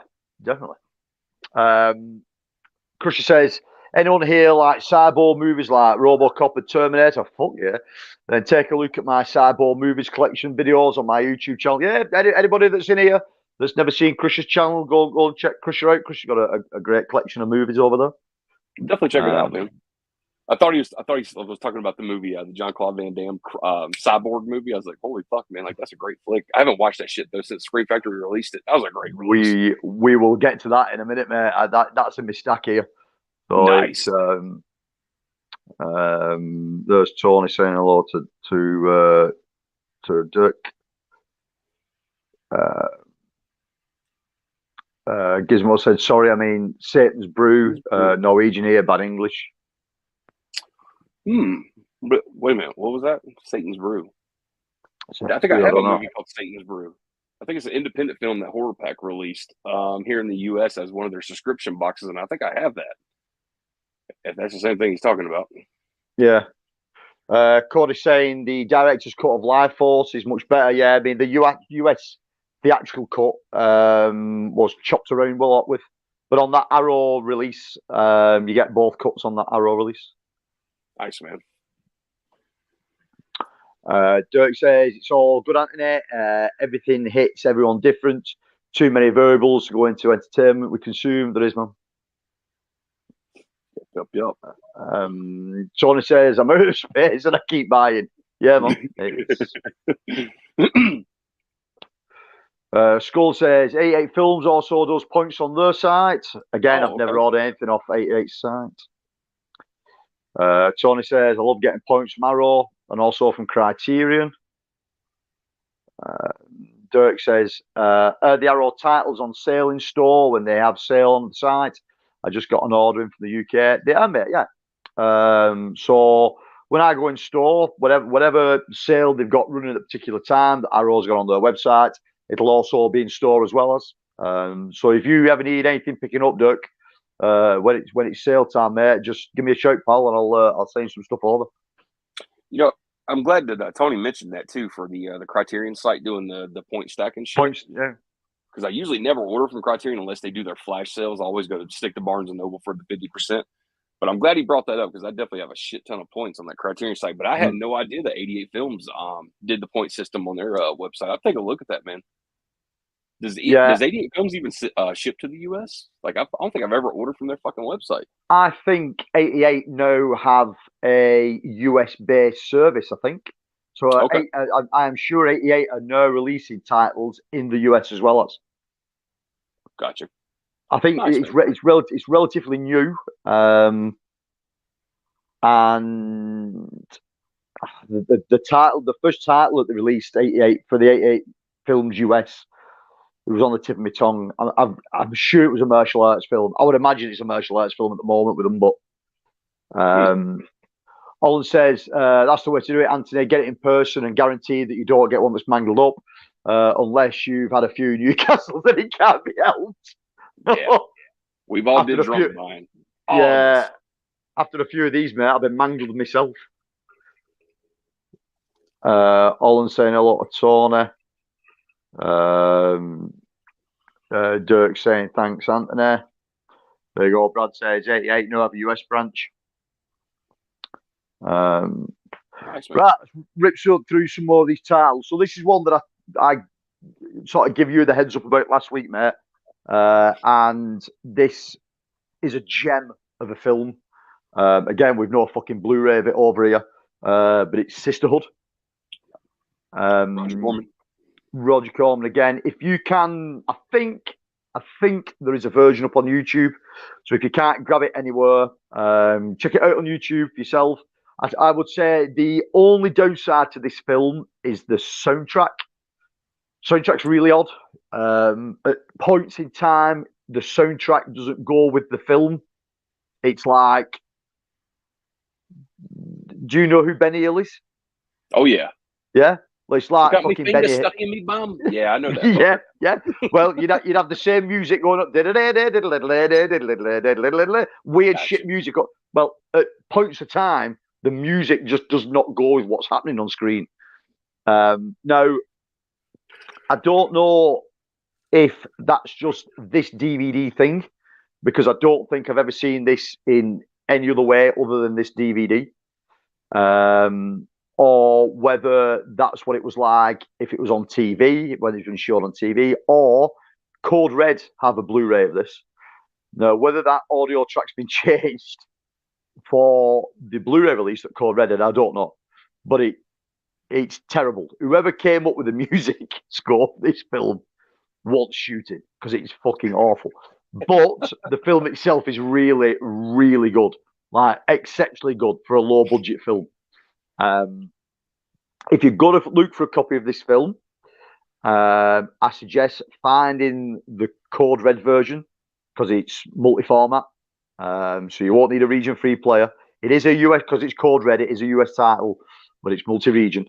Because obviously that's the best way to view it. If you have to get hold of it on this DVD, make it your last resource to do it, because it's shocking quality, this DVD. Like, it's in the weirdest version of 4:3 I've ever seen. It might as well be 3:3. It's squashed in really tight. It's really odd. It looks like it's come off a VHS rip. Basically, it looks like it's a rip of a VHS. But this DVD is region free as well as, and this can be picked up pretty cheap. Whereas the Blu-ray from Code Red's a bit pricey now. I think to get it over here you're into like the £20 mark. But it's probably worth it. I would say it's worth it. Out of all this low budget post-apocalyptic stuff, this is the one that stands out. Obviously, after the sort of drop of the bombs, humanity's been sort of like dispersed and eradicated, and men are growing to be the dominant force, and they're enslaving women. Well, there's a pocket of women on the uprise called the Sisterhood, but they've been mutated by the radioactive fallout. So not only are they good fighters, but they've got sort of like mutated powers. So one of them can like heal people by touch. The other one's got sort of like Superman X-ray vision, sort of like beams that come out of her eyes. One of them's extremely good fighter, and it's how they sort of get back at men, I suppose, to free the women that's enslaved. It is really good. It's really well shot. It's really well acted for a low budget film. The quality of the sort of in camera special effect is really good for a low budget film. So if you ever want to chuck sort of this kind of stuff on your TV and you want to watch something you've never seen before, you can't go wrong with Sisterhood. It is that good. It is really, really good. I know when you got it in, especially going out in the wild like you did and picking it up off the shelf, I know you was like fucking super excited. And I was like, wait a minute, what the fuck's he got? What is this? And you was like, yeah, dude, it's Roger Corman. I was like, oh, fuck yeah. Yeah, it's extremely good.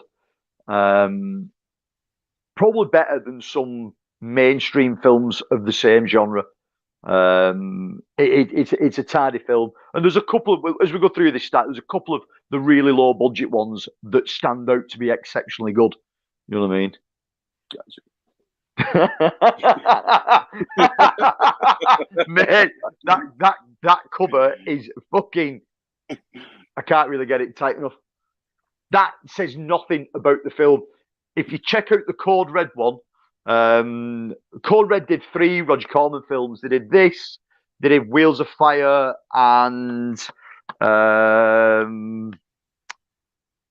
what was it? Equalizer 2000. They were the three. Shit. They were the 3 post-apocalyptic or post-nuke Roger Corman films that they did. Now, we just talked about Equalizer 2000 because I remember you was like, dude, like check out the covers. Like whoever did the artwork must have been pretty much the same guy because it looks very similar for the artwork. And the artwork was fucking great on those Code Red releases. Yeah, I mean all 3 of those films are fucking bangers. You know what I mean? Really good. Probably Wheels of Fire out of the 3 is the best film. All 3 are really, really good. For Code Red to get 3 films like that and do a sterling job on them is exceptional. I mean, we haven't got them in over here yet, but there's a Spanish company that turns them out. I think they're putting them out the beginning of next year, January kind of time next year. So I may be able to get them cheaper on the Spanish imports than those Code Red ones. But I would imagine that it's just the same. It's just the same print as the Code Red ones. Not to mention, too, especially for this genre that we're covering for this month. I was kind of just going through, taking my notes. And I mean, of course, everybody knows with this genre that, I mean, we look at like, you know, especially when you look at something like Mad Max, Fury Road Beyond Thunderdome, like a lot of people was trying to rip off, like direct, you know, just like the same thing with John Carpenter's Halloween. A lot of people was lined up to rip off the success of that. Not necessarily rip off, but they wanted the same success from it. So a lot of these films, though, to save money, they were going to Italy and Rome and all these other weird fucking places across the country to go film these movies for these super low budgets. And as I found out, as I was watching a few of these movies, by the way, man, which I'll get to them, man, but Jesus Christ, like there was directors who were purposely getting people that spoke Spanish to speak it in English. However, they couldn't translate it very properly and not say it the way that somebody of English would say it, like a phrase. Yeah. And they would make them leave it in there. So like, as you watch some of these movies now, man, especially some of these really low budget films and shit like that, you look at it and you're like, wow, man, like they just probably didn't really give a fuck back in the day about this stuff. Everybody was on cocaine. They were like, man, fuck it. It's all right. Yeah. I mean, those Italians didn't give a fuck, did they? I mean, they were probably making 2 or 3 films a fucking week like this. You know what I mean? They were just churning it out, just a factory. The amount for this genre alone that was shot in Rome, no shit, is like 82% of this genre filmed in Rome. Yeah, They got like one of the craziest tax credits of that time too. As I was like kind of digging through to see, like, wait a minute, why did everybody go to fucking Rome? Oh well, not only do you have some the various locations in Rome, it looks like the driest deserts in the world. That's exactly what they want for the cinematography and all that shit. So, but yeah, they got like a really crazy tax credit, and a lot of American actors. Which I mean, for a lot of these movies, even though they were casted and they got over there, a lot of these actors wasn't getting paid amendums for weekly work, and a lot of them walked off set. So that's why you really, for this genre too, you have a lot of people you'll see on the screen for a while, and then you don't see them for a while. so, so it had its challenges for this genre, that's for sure. But yeah, maybe that tells you stuff as well. There was certain kings of that genre, and you'll take notice of a couple of actors pop up in loads of this kind of stuff when we start going through it. One actor in particular, when we get to him, and he must have been on every Italian director's books for years. You know what I mean? If you can get this guy in, he's a bit of a name. He'll do you a sterling job. Away we go. Get him in on it, and you'll find as we start going through this, he's in about 4 or 5 of these titles. You know what I mean? From different Italian directors, just because he did such a good job with them.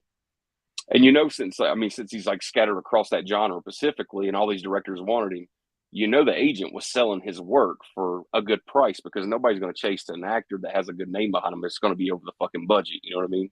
Yeah. If 3/4 of your budget for your film is just for that one actor, that movie's pretty much doomed to begin with. Definitely. So I think this is the last of the DVDs for a bit, till I get to the end of the pile. Bit of a weird one there. This is not a film. This is a cartoon TV series. And not many cartoons ever went down the line of sort of post-apocalyptic things. And this is probably why this one only ran for a season and 13 episodes, but it's 13 episodes of just sheer brilliance. And everyone knows my love of 80s cartoons, and this one stands head and shoulders above a lot of the rest. And it was a cartoon called Visionaries.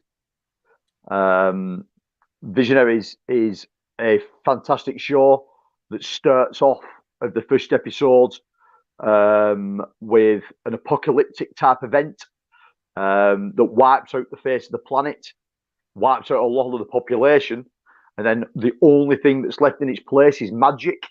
And magic becomes the forefront of people's religions and people's beliefs.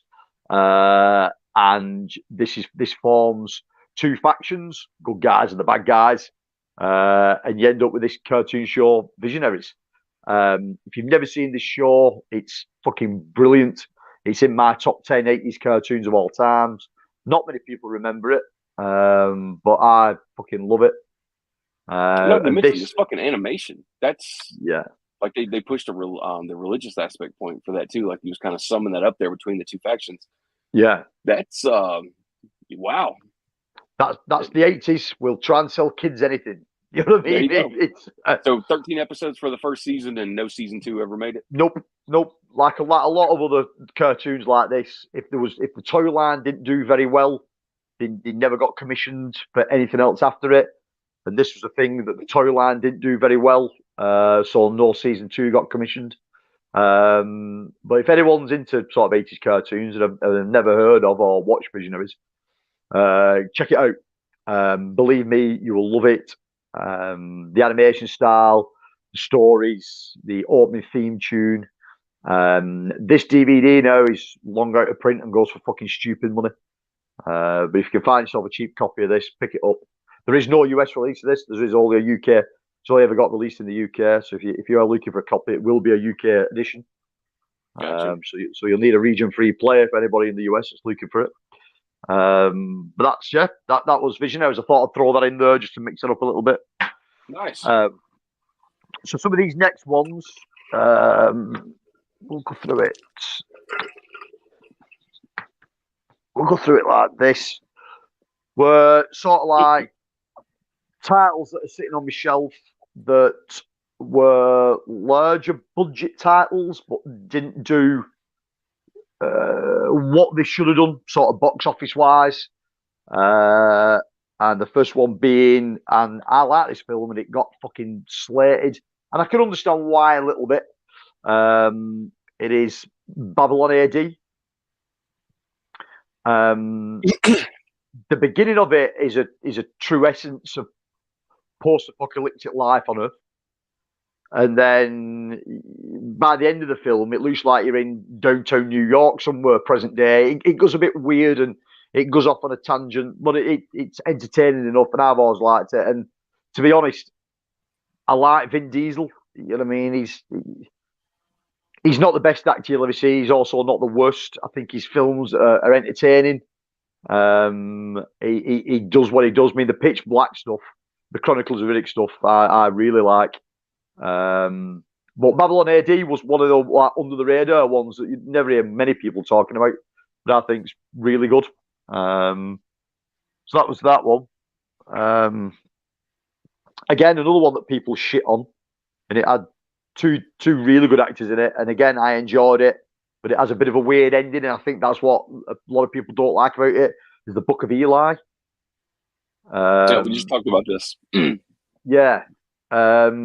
I really enjoy it. I think there's a couple of sections in this film that are exceptionally good. A couple of bits that aren't, but for the most part, it's an enjoyable film. And again, these can be picked up for peanuts now. The next one, I've only ever seen this once, and I've never gone back to it since. And it's a good few years back. And there's a reason that I've never gone back to it. It's not that it's a bad film. It's not. It's a very good film, but it is fucking soul destroying. And that is that is The Road. God, you have got to be in the fucking right frame of mind to watch this. Holy shit! If ever a film painted a picture of what the world would be like if this shit ever went down, this film does it. Because this has got what people would look at as nice people on the surface and were probably nice people before the incident, turned them into absolute fucking selfish assholes that will do anything to survive. And I think that shows you pretty much what mankind would turn into. You know what I mean? The feeling of that movie right there can be summed up by just saying, if you watch that movie and you're already not on antidepressants, you will be. Yeah, you will fucking need them. And you know what? You know what I mean? I like Viggo Mortensen. I think initially what got me in to watch this was Lord of the Rings. I like him in Lord of the Rings. I think he's fucking really good. And then you put this on, and oh my god, it's an exceptionally good film. But fucking hell, it's a hard watch. Hence why I've only ever watched it once. Then it's just sat on my shelf. Yeah. I dug him in prison though, man. That was a great fucking Empire Picture film right there, man. Yeah. Love that flick, man. It's crazy to see him in there like that, but man, he had the chops to do it. That's a good flick. Yeah. Then you see like History of Violence, of course. Go ahead, man. I'm sorry. I'm just going to keep sitting here and go down his whole fucking filmography. No man, do it. He's a good actor that I don't think has probably done enough. You know what I mean? I think he's an actor that got overlooked a little bit at one point. Psycho remake. He was the bitch's boyfriend, not the one that got shower scene, whatever. But the sister, or whatever. He was in there briefly. Yeah. That was Dustin Lynch's remake. Yeah, he's a class actor. I think possibly Lord of the Rings may have spoiled him. You know what I mean? Doing those three films, I think he probably didn't want to get typecast. You know what I mean? And get stuck in just doing fancy films forevermore. And then I don't think much more came a knocking for him. You know what I mean? And he took the odd film, and the stuff he's done is generally good, but I don't think he ever did enough. Next one, before we have a look back at what's coming through comments, is a film that I know you love, mate, and I love it as well, because I think this is as close as sort of 80s cheeseball in a modern day film you're ever going to get, especially with practical effects in it, as well as it feels like you're watching a comic book. It works from start to end. That's Turbo Kid. Fuck yeah. Turbo Kid's great. Enjoy this the whole way through. There's that fancy steelbook. There you go, man. That's a fucking beaut, that. But if you know what I mean, if you like films that particularly look like Kick-Ass, I always thought Kick-Ass had a similar kind of look and vibe to it. Check Turbo Kid out if you've never seen it. It's low budget, done on a budget. Low budget, done with money. Is that a way to explain it? Really, it's made to be low budget, but it wasn't low budget. It's good. There's not really much to complain about when it comes to fucking Turbo Kid, man. I mean, no. It looks fucking great, man. The story is very retro feel to it as well, with especially with the soundtrack they use and all, the items this kid has kind of scavenged and kind of did his own little bunker up with and stuff like that. The kills in it's fucking great, as gory as fuck, and it's over the top gore, so you can have fun with it.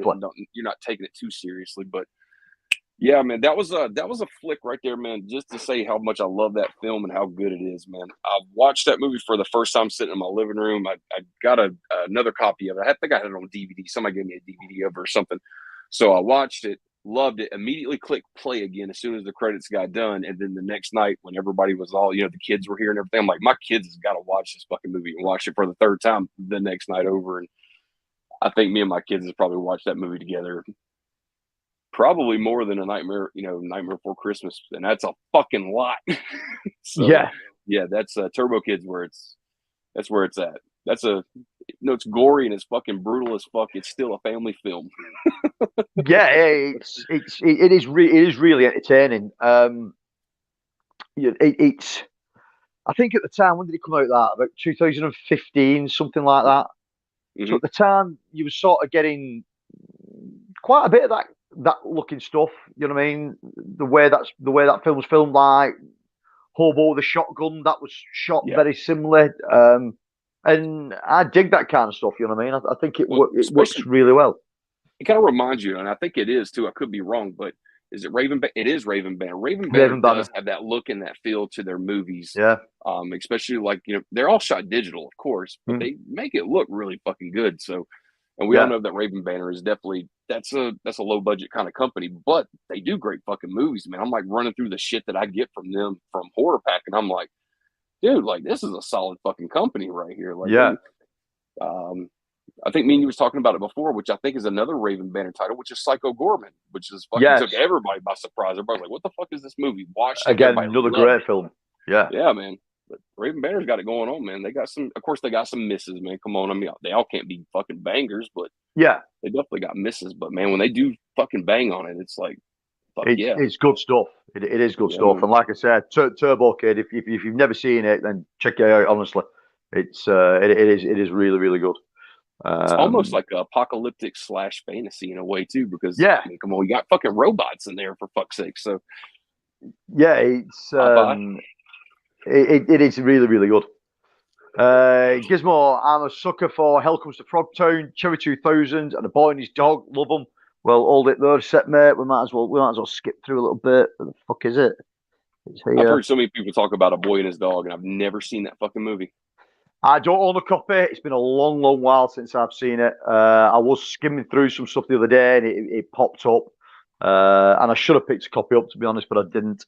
But yeah, it's a decent flick. Hell Comes to Frogtown, man. I might as well show it while you've mentioned it. Yeah. Fucking great film. I know Alan over at Pop's Movie Dungeon fucking hated it when he watched it. You know what I mean? But I think it's fucking great. And obviously this Arrow release is great, but I know you guys over there, you've got the VS release of it, haven't you? It's a truly good film. Absolutely. It's I wouldn't say it's up there with some of the better stuff that Roddy Piper's done. You know what I mean? It's no They Live, but it's still real good, cheesy fun, and he still takes a really, really good part in it. Because at the end of the day, he's just a dude that's going around impregnating women. That's got his. That's what I was about to say. He's the last dude on Earth. There's a bunch of hot bitches walking around when there's not frogs. Yeah. He's got his fucking dick and balls in some kind of fucking lock device. It's and everybody's wanted to shag him for the whole 90 minutes. Really good film, just loads and loads of fun. This Arrow release is fantastic. I would imagine most of the stuff's pretty the same that's on the Vinegar Syndrome release.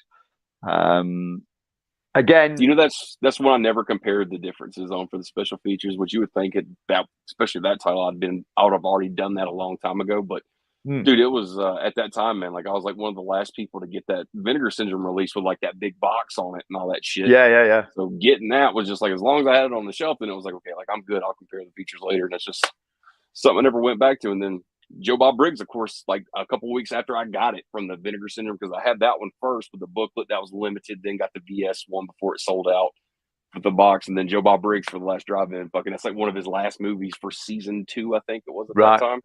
Fucking great night right there, man. Yeah, it's the second one was never going to top it. You know what I mean? And if you have ever watched the second one, that is a hot pile of shit. You know, that is not good shit. That is just shit that should never have been done. The second one is bad, really bad. That's unfortunate. Yeah, but this is a fucking blast. Always like this. Always have had like this. I've always liked Roddy Piper, so it's a bonus that he's in it. But that was definitely a movie that I was telling Alan about, so he could pick it up and give it a watch. Because honestly, I just kind of figured like he would love just the bizarre and the fucking chaos of this movie, and it's just so fucking weird. But he got it and he watched it, and he like messaged me back. He's like, "Look, man," he's like, "You know, man, you love some really good shit, man. But this one right here, man, it just didn't hit well with me." And it seems like after that, a lot of my recommendations to Alan just fucking fell flat. Next, I'm like, dude, you got to watch Naked Lunch. This fucking movie's amazing. Or House, you know, the Japanese one, not the Sean Cunningham one. Yeah, Sean Cunningham. Just like, he watches House and he's like, dude, like, what the fuck is your deal with these weird ass movies? I'm sorry, man. You can't watch blockbusters all the time. You know what I mean? Yeah. It's this is where the stuff comes in. But I've always liked Hell Comes to Frogtown, and it was always a staple late night TV show in the UK. You know what I mean? You know that Hell Comes to Frogtown is going to show at least 4 times a year. You know what I mean? Back in the day in the UK. So every time it was on, I'd watch it, and then when Arrow threw that out, you know what I mean? It's a definite one for the collection. So they played it over there on your side of the pond as much as they played fucking Beastmaster here on TNT in the fucking States, because that movie was on every day fucking after school for like 2 or 3 years straight almost. Beastmaster's fucking great. You know what I mean? It's one of those films that I've got nostalgia for, the love for, everything for. It's fucking superb. That edition that you sent me, man, that Vinegar Syndrome did. I mean, that is, because for years and years I only had a crappy DVD of it, and then that come along and you're like, wow, you know what I mean, in 4K, from DVD to 4K. You know what I mean? You know, we discussed this before too, man. Like, yeah, it's 100% fact, and we all know it. That 4K from Vinegar Syndrome, it suffers a little bit. It does. There is definitely some fucking issues there. Like 100%, your high dynamic range on your TV is literally like telling you what the fuck is going on here. Yeah, it takes over. The HDR does take over, and some points it makes the screen look way too red, like skin tones go out of shade. But all that aside, you get like a bronze color instead of a tan kind of thing. And you're like, God damn, this is like spray on tan kind of shit. But like, even though that 4K disc does have its issues, man, I assure you, the fucking Blu-ray disc that's on the flip side of that 4K, man, that's where it's at, man. Like, you could tell, man, Don Coscarelli still had a lot of love for it, man, and he worked with Vinegar Syndrome every fucking day with that movie until they got it done. Look at the amount of special features on that. I still haven't even probably got through half of those fucking features, man. Yeah. There's a making of documentary on there. It's like fucking 2.5 hours, I think. And I was just like, I'll fucking never finish this. Yeah. It's it is great. You know what I mean? It's a banger, man. It is. Oh my God, I've just tapped the chat and it's all gone to shit. Hold on a second. Where was it? You're good, man. There it was. There you go. Yep. Gizmo, I worked on Babylon AD. Fuck yeah. My third big job. The shot was in Norway. North of Norway. Sweet, man. Nice, man. So if that was your third big job, what was the other 2 big jobs? If there was 2 jobs bigger than Babylon AD, man, then right up under it, he said he meant his third big studio film job. So not as 3, like as in biggest, but Yeah, I'm interested too. What was the first two that was lined Yeah, up right there? Especially as far as the studio production company you worked for. yeah. Dirk, love the road. Yeah, man. It's a one-time watch though. It's not one you're going back to anytime soon. When You you know what when I you mean? held it up, the only thing I could think of is like I remember me and the wife grabbing a physical copy of that when it first was released on physical, and I know we watched it instantly after buying it. And I'm trying to think if we ever watched that movie again. And I'll be honest with you, I think that was a one-time watch for us in this house too. So, Yeah.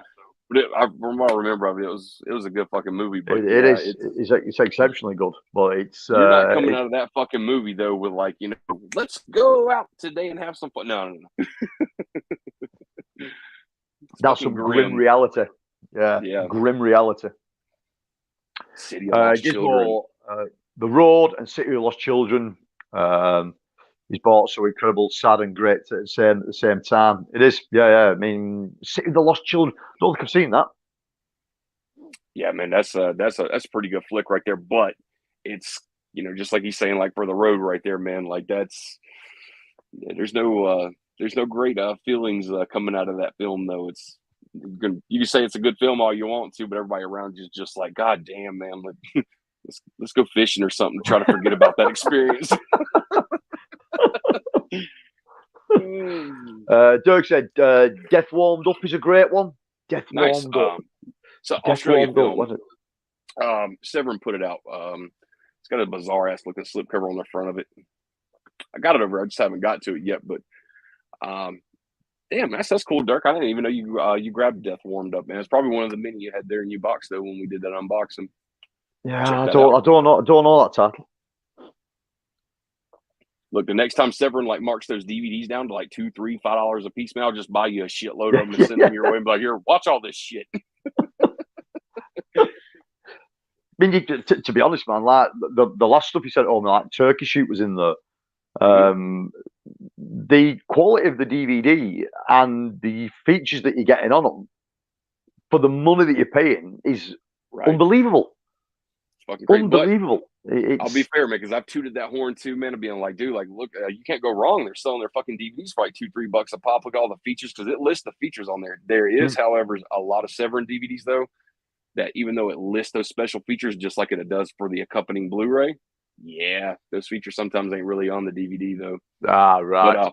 But in that case, yeah, you're good to go with that one. But some of them, unfortunately, hey man, for a fucking $3 DVD though, man, that's what I mean. DVD looks as good as the fucking Blu-ray, man. It's like it looks really good. Can't go wrong. Can't go wrong. Yeah. Cody said the girl in Turbo Kid scares the living shit out of me. Yeah, man. She's fucking so clingy in that goddamn movie too, man. Jesus Christ. Yeah. I'd have shot that bitch on the first day.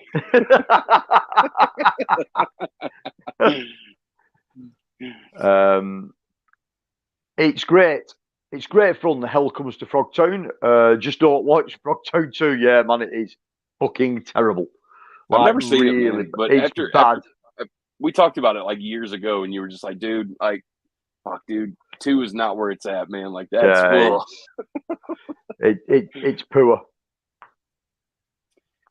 Gizmo, Fair North, maybe not a studio film, but my first big Sean Bean and Michelle Yeoh. Don't even make me try and pronounce that word. Rebellion was my second. Cool. How was Sean Bean, man? I like a lot of Sean Bean's work.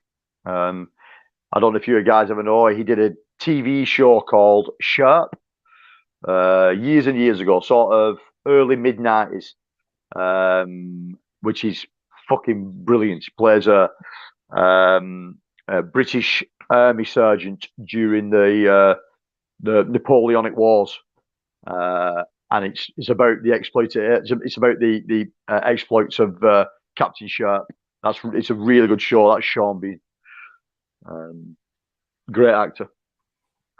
Famous for saying the word bastard a lot. That's nice.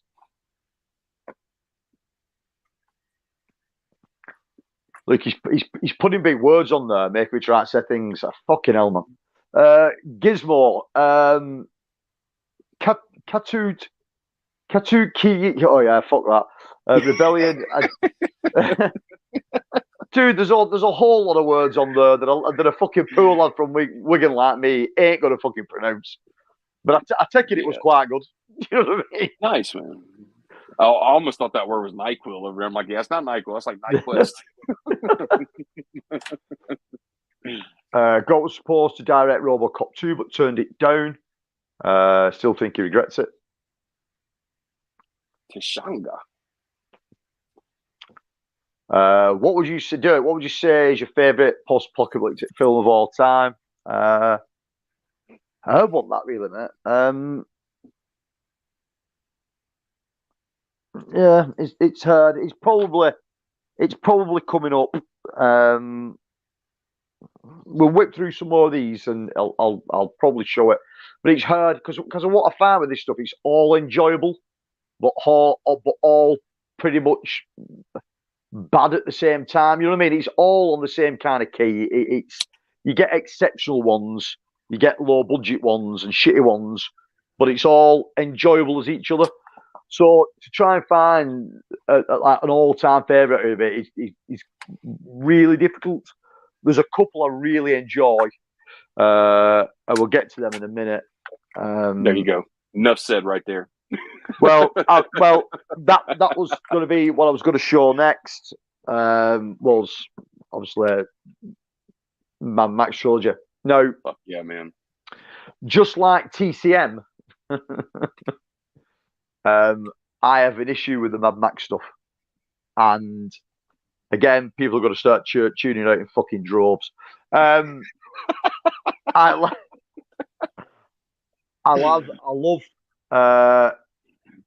Beyond the Thunderdome. I love Road Warrior. Mad Max, never really had much time for. I always found it really slow, very Australian, like very Australian. Australian films stand out a lot. Australian TV stands out a lot, and this was like watching Australian TV when I was younger. I'm on the fire. I can go with you, man. I'm on the same page, man. When I watch those fucking movies, I don't even bother with Mad Max. Nope. I don't. Fucking Road Warrior though, and Beyond Thunderdome to me is like that's the one that everybody fucking hates, but that's the one I love. I love. Yeah, exactly, exactly. So the two, it's Beyond the Thunderdome that I like the most.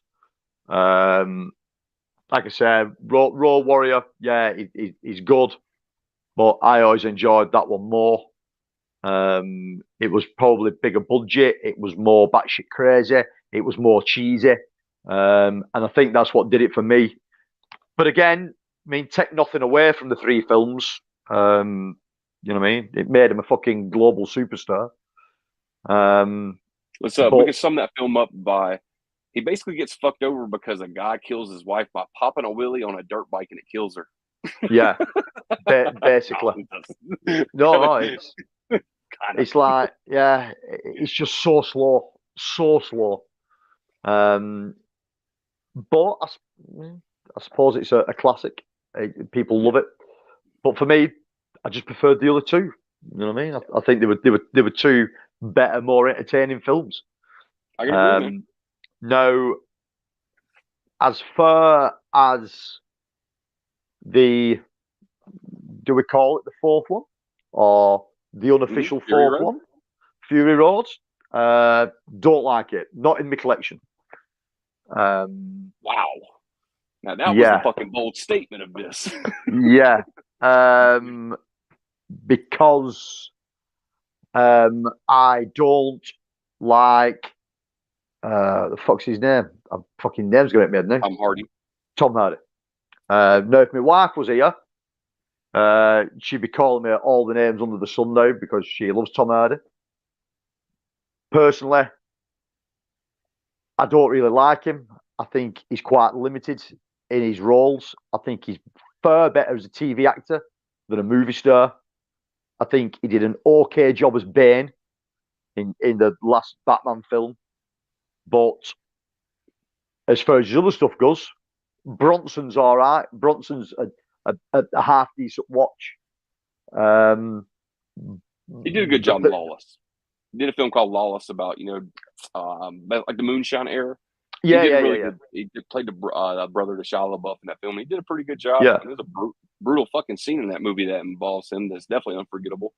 But yeah, man, I'm not the biggest Tom Hardy fan either. But man, fuck, I love fucking Fury Road. Though I'm surprised you don't care for that. That's kind of it's like wow, man. Like of all the shit that was coming around during, I mean, that movie's probably what, like maybe a decade old now at this point, maybe. A little bit shy of it, maybe a little bit more. Who knows? But I figured that'd be one where you were like, shit was coming out, and you're just like, fucking, finally, here's something for me at the fucking theater to go watch. Yeah, and I like I say, I have seen it. It didn't do a great deal for me, and I think a lot of it does stem with him. It visually looks superb, but a lot of people I know that didn't like the film initially, over time have gone back to it and tried with it and persevered with it, and have started coming round to the fact that it's a good film. So maybe at some point I may start liking it, and I may start taking it for what it is. But as it is now, doesn't really do a great thing for me. And like I said, with Tom Hardy, I think the best thing that Tom Hardy's done was a TV series called Taboo. I don't know if you've seen that. That's exceptionally good, like next level good. But I think that's personally the best thing he's done. So it put me off. I'm always interested in. They did that black and chrome edition, didn't they? Of Fury Road. And that's always seemed intriguing to see something like that. I haven't seen that edition, so maybe, you know what I mean. I know Matt picked that up, man, because I remember when that first came out, man. He's all over the Mad Max shit, but he picked that up, man. And he was all fucking excited about it, man. I know he loves it, man. So I have to fucking check out and see what's going on, because the reason for the Chrome edition was you actually get like an option to see that film like granulated from its color segments, right? Yeah, yeah. Gotcha. Yeah, man. Especially as far as when it comes to the first Mad Max film, man. I can tolerate it. I can watch it, and it's all right. But I know the shit's gonna start getting good whenever Road Warrior gets popped in. Because for me, I think that now just as much as I did when I was a kid, and I was just like, there's not really nothing going on in Mad Max, but fucking Road Warrior, that's a little different. But Beyond Thunderdome, man, I know, like I said, everybody hates that fucking movie, and everybody's like, God damn, Tina Turner's in that movie, man. That fucking movie sucks. And I'm like, hey, whoa. Yeah. It's the best one. It is. I have enjoyed it. You know what I mean? And I think because it was a bit shitty, and you know what I mean, it just had that element of shit that I liked. I think that's what drew me into it. You know what I mean? It was over the top. It was a bit naff looking in places, yeah. But we'll whip through this chat quick. Gizmo, reasons why I love Mad Max is because of the incredible cool way of making no budget movies. They have used so many cool tricks. Yeah, man, like stunt coordinators and things like that in those films. I mean, fucking out of this world. Some of the stunts you can't knock those. Nick B, y'all ever heard of an Australian movie called Welcome to Whoop Whoop? No, not man. I've not at all. I'll have to check that one out. I mean, there is some killer Australian movies, you know what I mean? It's there is some really good Australian stuff. Cushy says, I don't think much of the first Mad Max movie, just like 2 and 3, exactly the same as me and Johnny, mate. I think the first one's really, really slow. Gizmo, Fury Road, Dread, and The Edge of Tomorrow is the only good action films from the state. From the state in the last 15 years, in my book.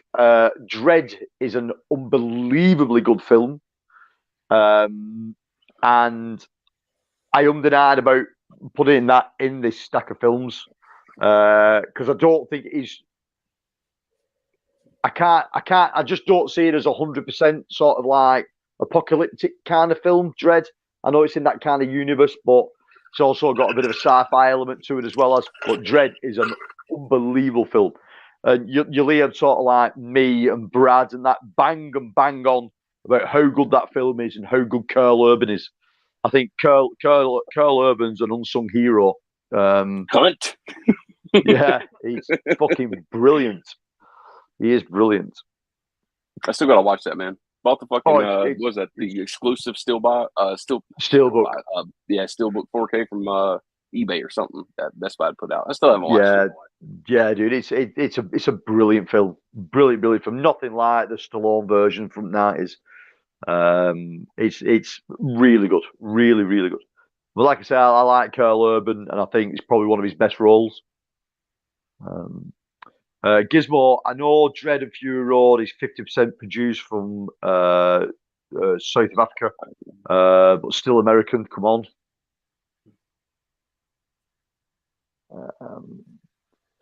All I know said he's still waiting for season 2 to Taboo. So am I, mate. They kept saying it was coming, and it's just never materialised.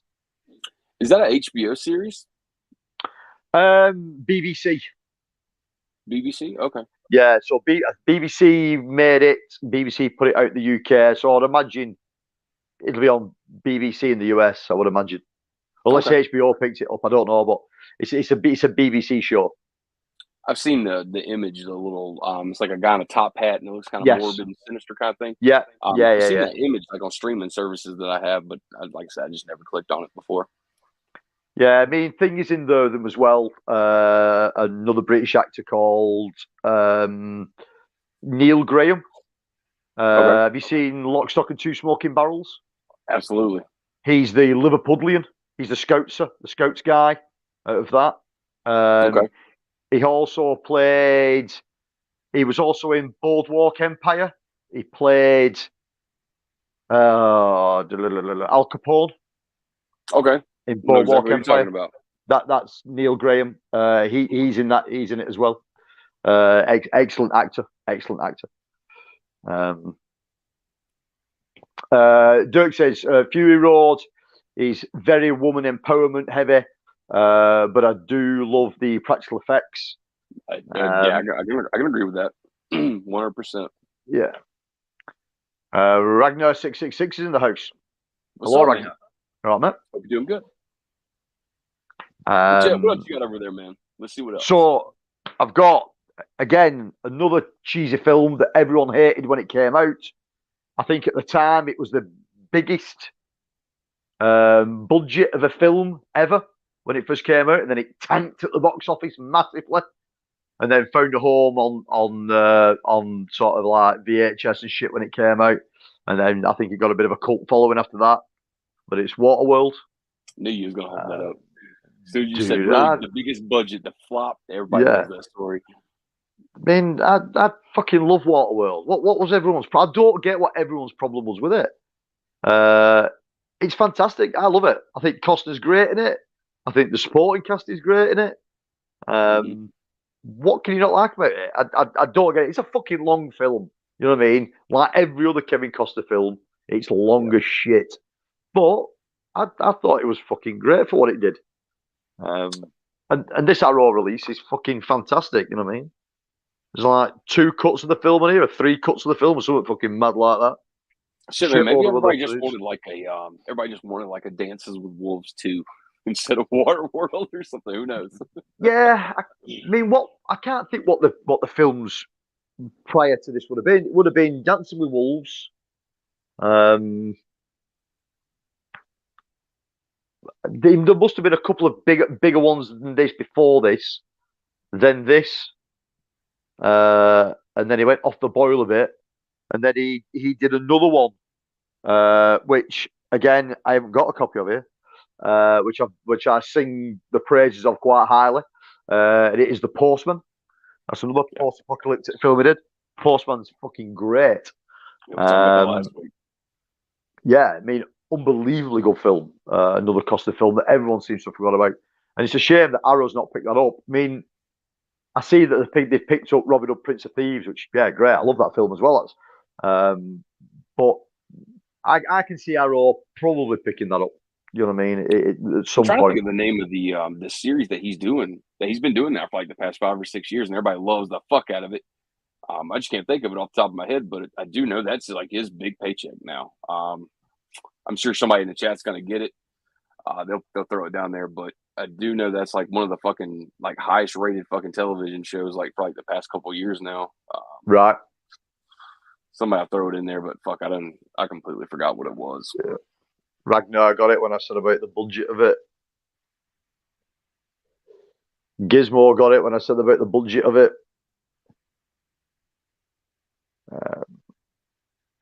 Corey said Universal Studios show is better. Wait a minute, there's a show for Waterworld? Holy shit. No, I think there's if you go to Universal Studios, I think they have a like a you know when like they bring stuntmen in to do different things. I got you. It's like a section of Waterworld. I'm sure that's what that is. Nice. Gizmo, want a cigarette? You're never too young to start. There you go.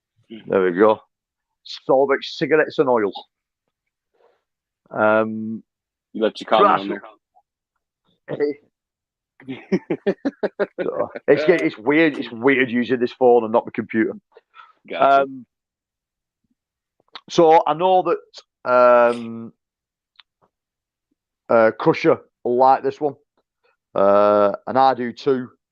And for me, and again, this might be a bit odd, but I think this is his best film that he's done. There's a couple of other good ones, but I personally like this one the best. It's Van Damme in Cyborg. This limited edition 88 release is cool as fuck. You got a lot of posters in it and stuff. This was limited to 3,000. Nice. No, I don't do slip covers. You know I don't do slips. So that's like foil metallic slip cover on it. It's quite cool. Numbered on the back there. Limited to 3,000. I first saw this film at a friend's house. I wouldn't have been so old, probably 14, maybe something like that. And there was a sleepover at his house, and we watched Cyborg. It's the first time I'd seen it, and I was like, "Fuck yes!" Super Van Damme, weird-looking guns, really shit post-apocalyptic wasteland that have been made out of some 25-gallon drums and some bin bags. This screams Cannon films all over it all day long. I think along with this and another film is probably what put the end to Cannon films. At the end, I think it's what sent them over the edge was with this. I think there was problems with actors. I think there was problems with injuries on set. There was problems all over the fucking shop with it. Hey, we can give Chuck Norris some of the fucking blame for that too, right? Yeah, definite. But as a kid, as a young teen, it stuck with me, this one. And yeah, I like kickboxer and I like blood sport, but because I'm into the sort of like science fiction kind of stuff, post-apocalyptic kind of stuff, watching this one is right up my alley. Fucking great film, really, really good film. Whenever me and my buddy Matt, we talk about that movie, like he'll hold it up or like I'm talking about it, and he'll be like, "Yep, that's in the good old days where people used to do cocaine and actually die to make a movie." Because of course, the story was Cyborg. Somebody actually fucking died on the set for the special effects. So it's like, goddamn. But it happened. Yeah, it's like I say, it has just got Cannon films written all over it. And like I said, to get Van Damme involved in the first place, I can never fucking what the hell's his name? I can never think what his name is.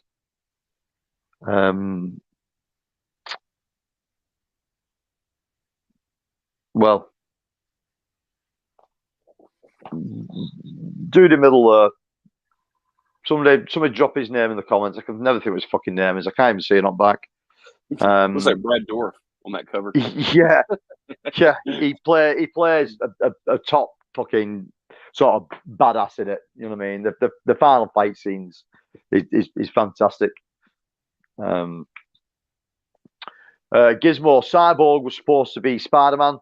the set and the producers. But yeah, I'm happy with Cyborg. Yeah, man, that was when Cannon had got all the rights to do the first Spider-Man film, and it all fell to shit. There's no way Cannon would have ever been able to do anything with the fucking Spider-Man franchise. Crusher says, I like Cyborg, but watched it a few weeks ago now, and for some reason I couldn't get into it anymore. Makes me so sad, but I didn't know that there was a Cyborg 2 and 3. Fuck me, man. If there's a Cyborg 2 and 3, I bet they're shit. I bet they Holy hell, man. Terrible. Hey, that's news to me. I didn't know they fucking existed. Yeah, no, I didn't. Can you imagine what the budget was for those? Holy fuck. Yeah. I mean, Canon were the kings of budget, so if they were doing it up cheap, 2 and 3 must have been terrible whoever picked them up. There you go. Another one now that I've already done a review on. This was the first review that went up. This is a cult favourite of mine. It's Solar Warriors, aka Solar Babies in the US, aka Solar Kids in Australia. I mean, this fucking film's been called all kinds. This should have worked, but doesn't at all. But it's still a charming little film, really. It's if you're into sort of those like 80s kid buddy go on an adventure kind of films, then you'll dig the fuck out of Solar Warriors. You did. To be fair, you actually sold it pretty good though on the review. Yeah. I mean, it doesn't make much sense in places. The storyline doesn't really go anywhere apart from it all evolves around that orb that you can see there, called Bodhi. And it shows the young kids a future where water is everywhere. Like water's a commodity. It's got a massive value to it. And these kids have been put into, like, I suppose they're orphan children, and they've been put into these camps to be trained as like militia or like a herd hand police force. But you don't know what they're policing. It never fucking tells you. You know what I mean? It never shows you. It never tells you what they're actually being trained for. But it's some kind of militia group. And then obviously this alien life form comes in, this body, and they go on the adventure to find out about the past civilization of what's actually been going on. And it's filmed really well. It looks really good, and it's a very sort of kid friendly film. There's some couple of scenes in it that are really fucking gory. You know what I mean? So I don't know what this would have been at the time, because this is it's on Blu-ray. It's a 12. Well, 12 rating wasn't about in the 80s, so fuck knows what rating this was. I could never find out. I still now can't find out what the original rating was for it. But like, this absolutely tanked. I mean, proper. I mean, I think the budget on this was 25 million, and it took $1.5 million back at the box office. Fuck. Yeah. The guy that directed it only ever directed 2 films, and this was the best one. The guy was a dance choreographer on Broadway, and decided he wanted to have a do at directing films, and went in for this. And to be fair, it's entertaining enough. The sections of it, like,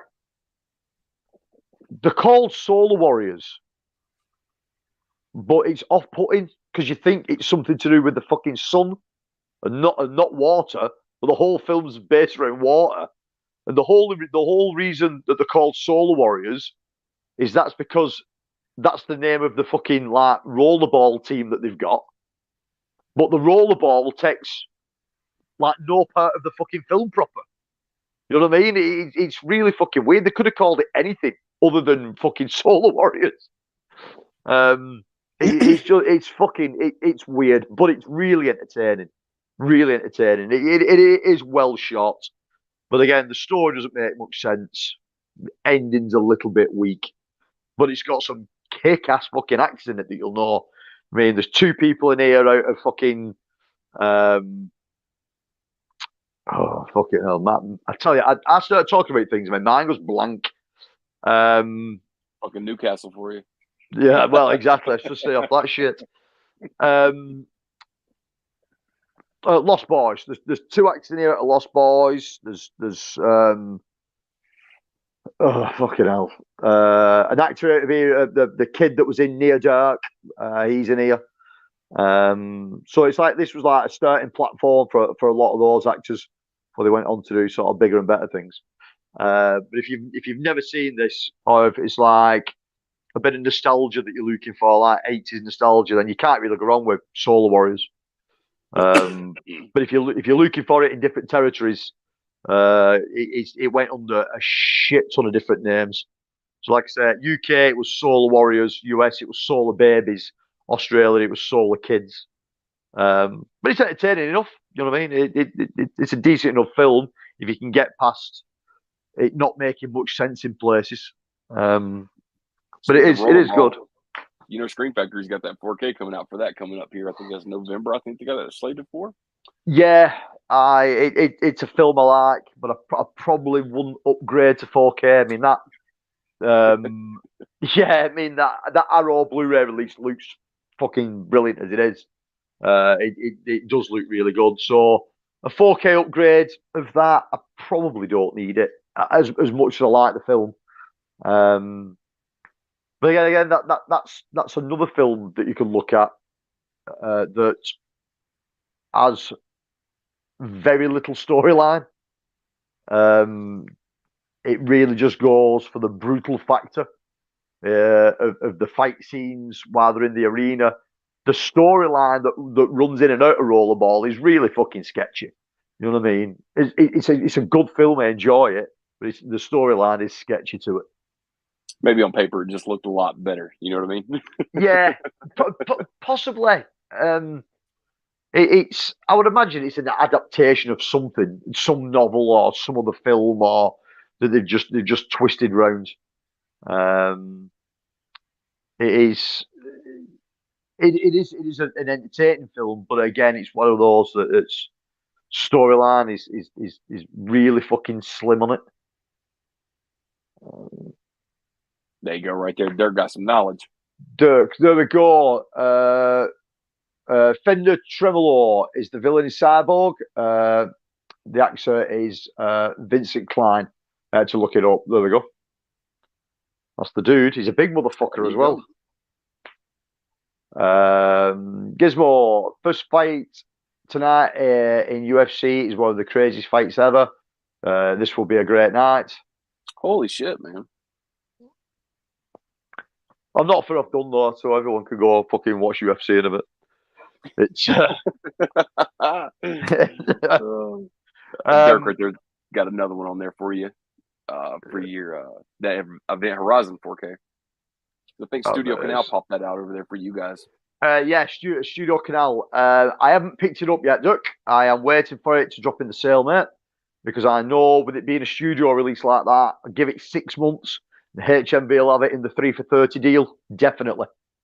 So I'll just wait till it comes for the 3 for 30. So I'm taking it that we're never going to see that day that it's ever going to happen where we're going to get that extended cut that's never going to be found at this point. No, I don't think anybody will ever come across that. I think that was on a cutting room floor, swept up and gone. Yeah, it's I don't think the dustpan to the garbage can, most likely. Yeah, material. Yeah, it's unfortunate. If they only knew then, I mean, that's not even like a really old movie, man. Look at some of the footage that's been recovered from some of these gyms we've been buying from like the fucking 60s, 70s, 80s, especially the 80s. But all this crazy footage, man. I mean, look at fucking Friday the 13th Part 2. Look at that shit. We actually got the fucking the spear kill for the double penetration. So who knew we'd ever get that? Yeah, I mean, who knows? You know what I mean? Wasn't some of that stuff found on a someone that works on the film on an old DAT tape he had somewhere? You know what I mean? Yep. There's no saying that something like that can't pop up of it. But at this point, I think it's probably done and dusted. Is that 4K is probably the best that we're going to ever get that film in. Yeah. Speaking of that footage too, man, that'd have been a great little thing for Screen Factory to tackle on right there to put that as a special feature. Was the process that they went through for that fucking production tape that they came across from a producer and how they got it from transferring it from that tape to disc, because from my understanding, they released a story on it saying like they had to take the fucking tape apart and put it in the oven because the film elements kind of stuck together. Yeah. It was like, you put that shit in the oven? Holy fuck. Like anything could have went wrong. Yeah. But yeah, it'd have been cool to see like a little special feature for that. Universal did it for the Universal Monsters box sets. Right. To show the restoration process of what they went through, and it was like each film was just literally like 2-3 months at a time going through each film to clean up debris, scratches, and all that shit. So some of us do like to see the technical side of all this shit that's being salvaged, basically. Because yeah, definitely. But at this stage, some of the stuff that is coming out, it is just salvage, isn't it? You know what I mean? Especially some of the stuff that Vinegar Syndrome puts out. Digging in the bottom of the dumpster. Yeah. We'll put this out. Fuck it, they'll buy it. Yeah, you know what I mean? That would have been full of fucking dumpster juice, most of that stuff in it. You know what I mean? It's fucking, it's that. Uh-oh. What'd you do? Oh, what the hell happened then? Something spun us round. I didn't touch nothing. That was you. I have no idea. My hands are here. I've no idea what's just gone on, but hey ho. We're changing it up a bit. I don't know what the fuck has just happened. Okay.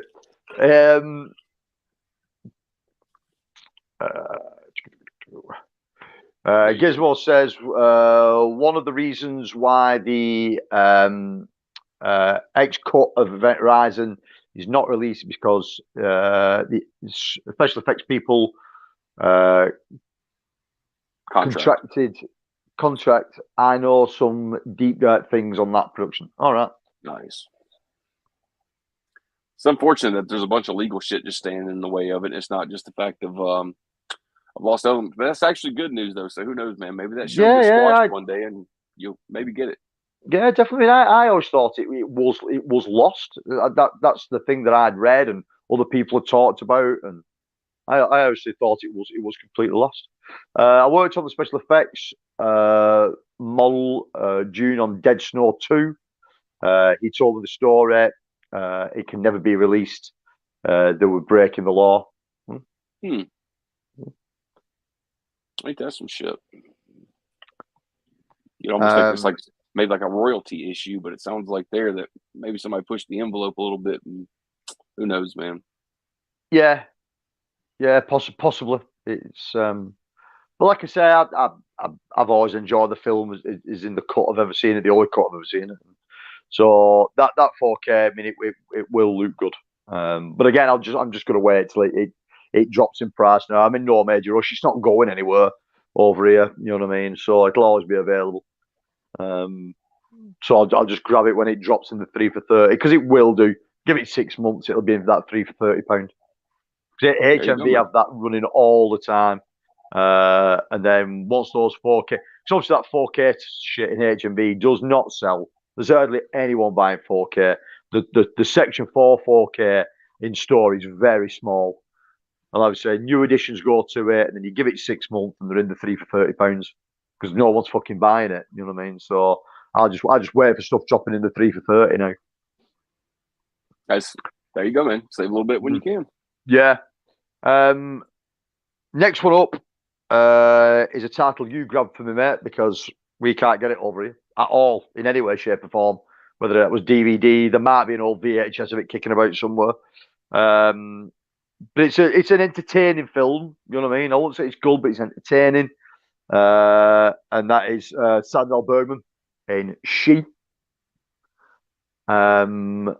If you're going into this film expecting the delights of Conan the Barbarian or what was the other one where she plays the bad guy? I can't think now. There's another Sword and Sorcery film where she plays it might be Conan the Destroyer, actually.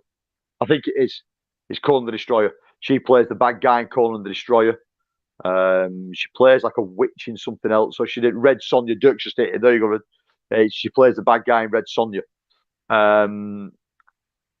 This is not a sword and sorcery film, even though it does look like it. It is a post-apocalyptic film, but it's got elements of sword and sorcery stuff in it, if that makes sense.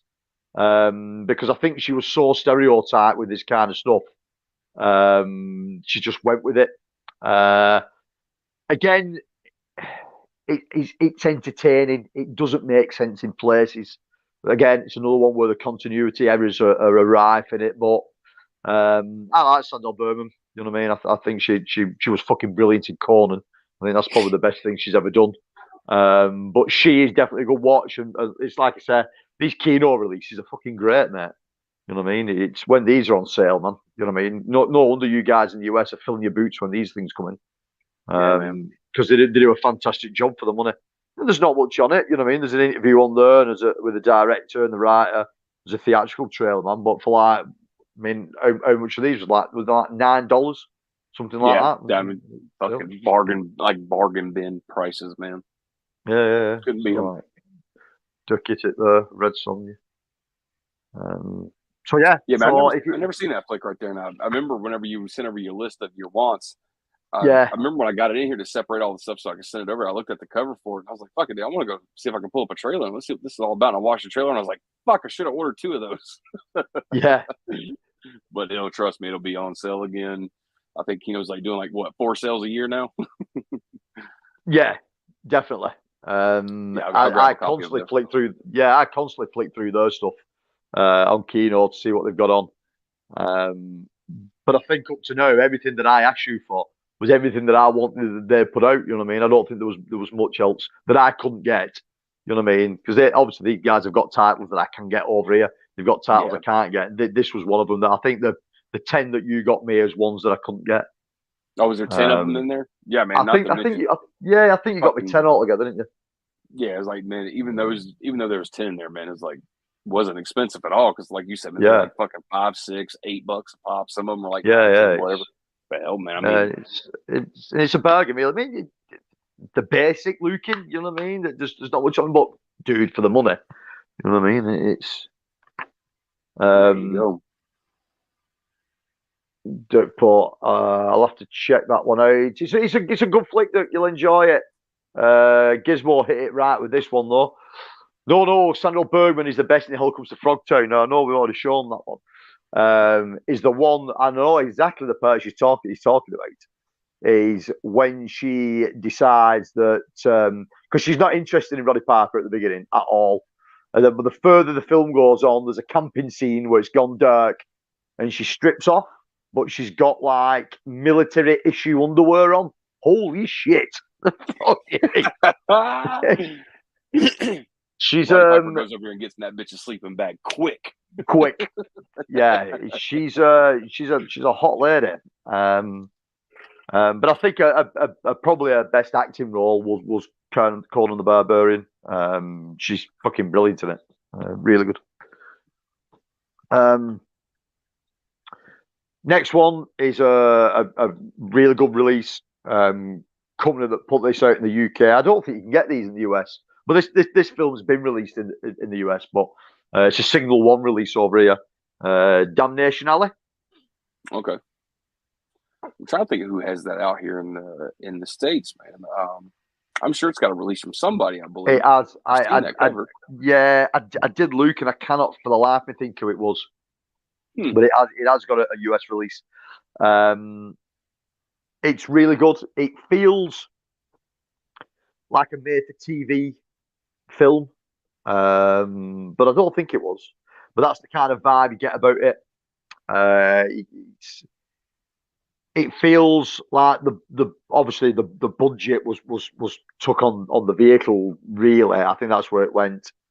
But then you bring George Peppard in it and John Michael Vincent, which obviously as a young kid, that's what got me into this fucking film because you got the guy from fucking Airwolf, the guy from A-Team in there. Fuck yeah, I'm definitely going to watch it.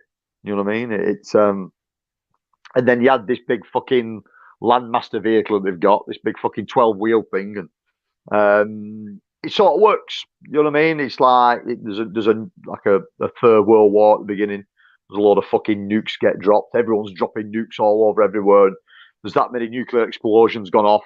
It sort of like sets the Earth off axis. It tilts the Earth, causes all this crazy weather and a really weird fucking magnetic field and all kinds of shit. And It's causing fucking scorpions to grow massive and all kinds of weird shit. It's a good film.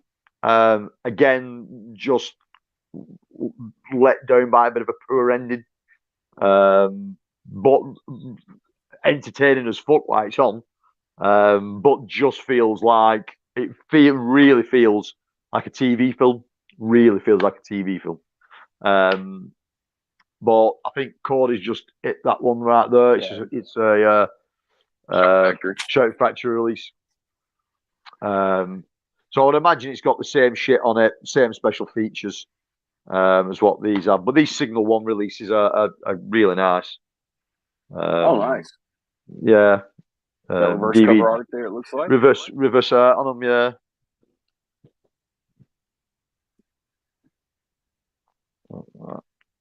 Okay.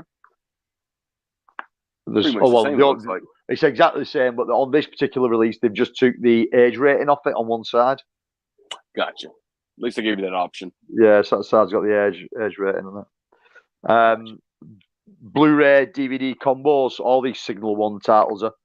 And there's not loads of releases in the range. The one I do want, and again, it's on the wanted list, and it's in this theme as well, and I cannot lay my hands on it for love nor money.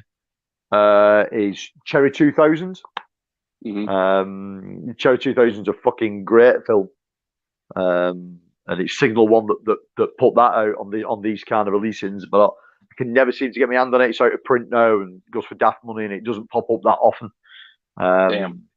But it's a really, really good film about a guy who wants a upgrade. Well, it's not even an upgrade. He wants the same sex bot as he's always had. And the zone where these sex bots were made is in a quarantine zone now. They can't go into that zone. And the sex bot he wants is called the Cherry 2000. Nice. So he hires someone to take him into the Forbidden Zone to try and find one. It's a great film. Great film.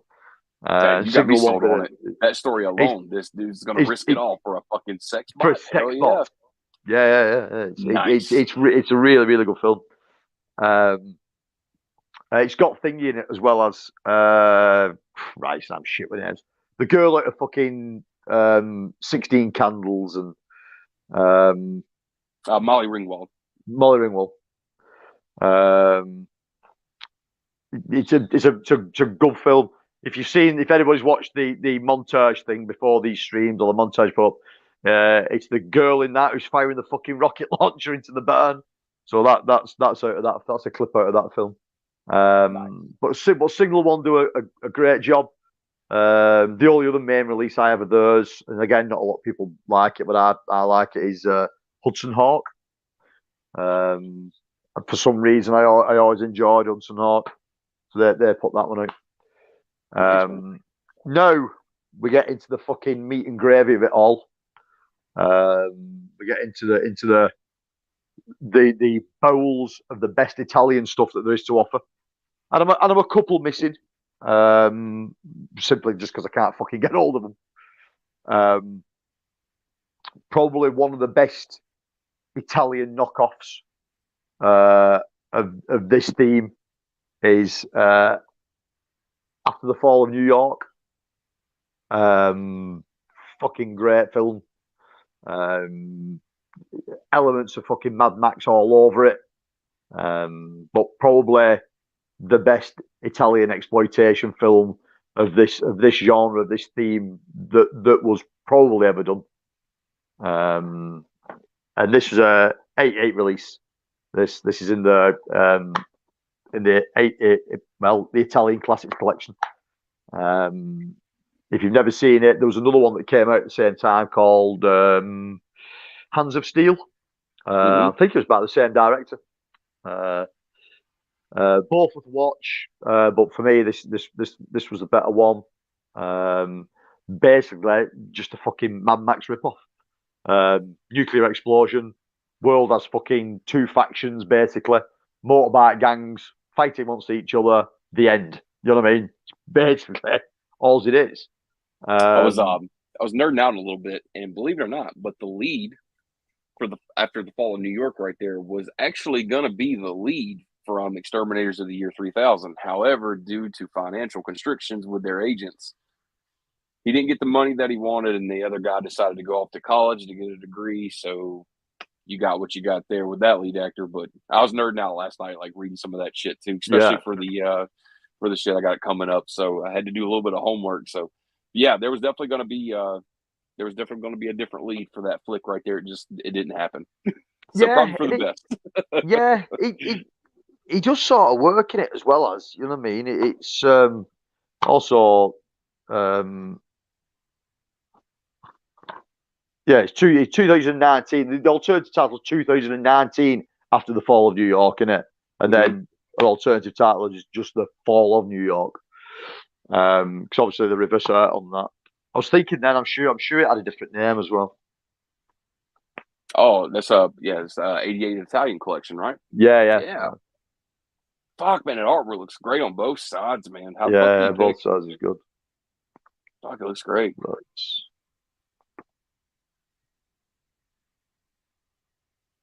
They need to bring that style of artwork back. I think that just looks a lot. It's got a better selling point to it, in my opinion. It just works really good. You can't help but get excited when you see something like that. Even if you've never seen the movie, the artwork alone will just make you gaze at it forever and be like, "What the fuck is going on right here?" You just picking it apart. I think the problem was with 88 in the early days when this stuff was coming out. They had too many lines running at one time. So they had the Italian line, the Slasher Classics line, the Vault line. You know what I mean? They just had too much going on all at once, and I think they suffered because of it. I think they really concentrated on the Slasher Classics line. That Vault line got dropped like a fucking hot potato. And it's got what line did you say got dropped? The 88 Vault. Yeah, but I mean, even the slasher line took a hit, man, because there was like almost a year or two there where we didn't even get a new, one of the Red Case editions for a while, man. It's like, wait a minute, what the fuck happened? And all of a sudden they popped out with like Dark Room, and I was trying to think of the other one that came out at the same time, but then all of a sudden they popped up. So Christmas Evil was around that time. Yeah. But I again, I liked what 88 Films did. I'm not overly keen on what 88 does now. There may be one in 15 or 20 titles that I'll want for my liking. Now they're putting out way too much Asian martial arts films or Asian horror. They just seem to have gone batshit crazy with it. And I think there was so much other stuff they could have done or they should be doing. Other than that, I think they've just neglected some of it. But the Italian line, it's cool. There's another one on here as well. If you're into like the whole sword and sorcery stuff, called Iron Masters. That was an Italian exploitation film with the whole sword and sorcery stuff. That's a decent flick as well. But this one and Hands of Steel, two of the better ones. This being the better one. That's a good flick. I'll check it out. And then we'll do these three together. Because again, you grabbed me these three because there were three that I can't get over here in any way, shape, or form.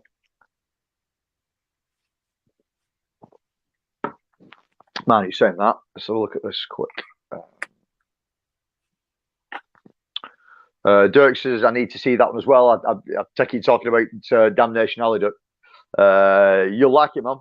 You'll like it. It's a late 70s film, so I want to say 77. It might say on it.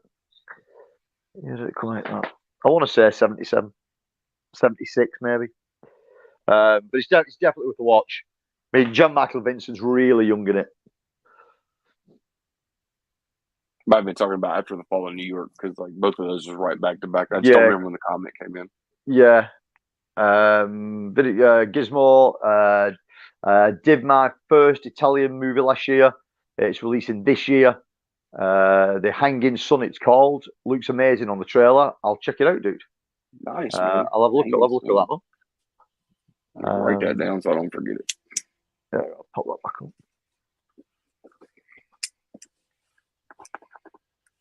Was it The Hanging Sun? But don't write it down, I'll forget it. Yeah.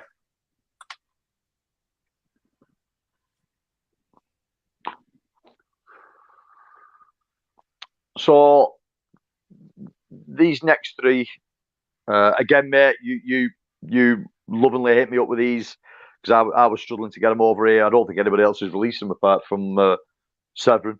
And you're getting into the creme de la creme here now with Rays of Atlantis. I enjoyed the fuck out of that movie. Yeah, man. Warriors of the Year 2072.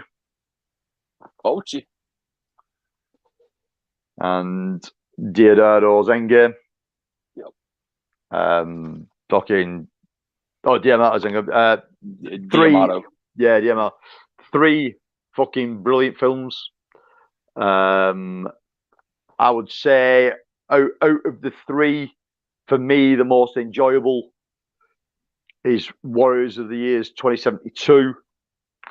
Rays of Atlantis takes a little bit of a twist because it's not totally post-apocalyptic.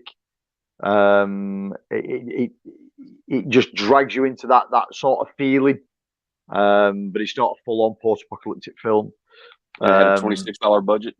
Oh, fuck yeah. You know what I mean? The dude with a fucking goldfish ball on his head as a fucking helmet. I mean, Christ. You know what I mean? That is a goldfish ball. I don't care what they're saying.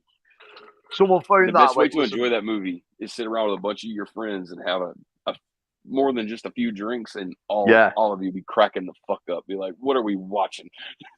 Yeah, because let's be honest, that artwork does not sum that film up in any way, shape, or form. That artwork makes that film look like a fucking AAA blockbuster. You know what I mean? I think that's what they were going for because they knew they didn't definitely have no AAA fucking blockbuster. Yeah. Endgame is really entertaining. How can I describe it? Bit of a Running Man ripoff. Yeah. Okay. It's probably about the only way you can really describe it. But it's really cool. I mean, these out of the three, there's only two of them got reversibles. Endgame's got a reversible, and Warriors of Years 2072's got a reversible. This one just seems to have a little bit more about it, as far as the Italian stuff go. Plus, it's got Fred Williamson in it, which, dude, anything with Fred Williamson in it, I'm watching. I'm there. Yeah. He did a fuck ton of this kind of stuff. It was nice to see him come back for a film called VFW with William Sadler, which is a fucking great movie I've been telling everybody about for like the past couple of years since it came out. But VFW is a fucking great flick. The whole cast in that bar is my kind of shit. That's a good film. And we've got, I'm being distracted at the moment by a very drunk wife that's just come home, who's decided to start taking fucking pictures of me for some reason. I don't know why, but there we go.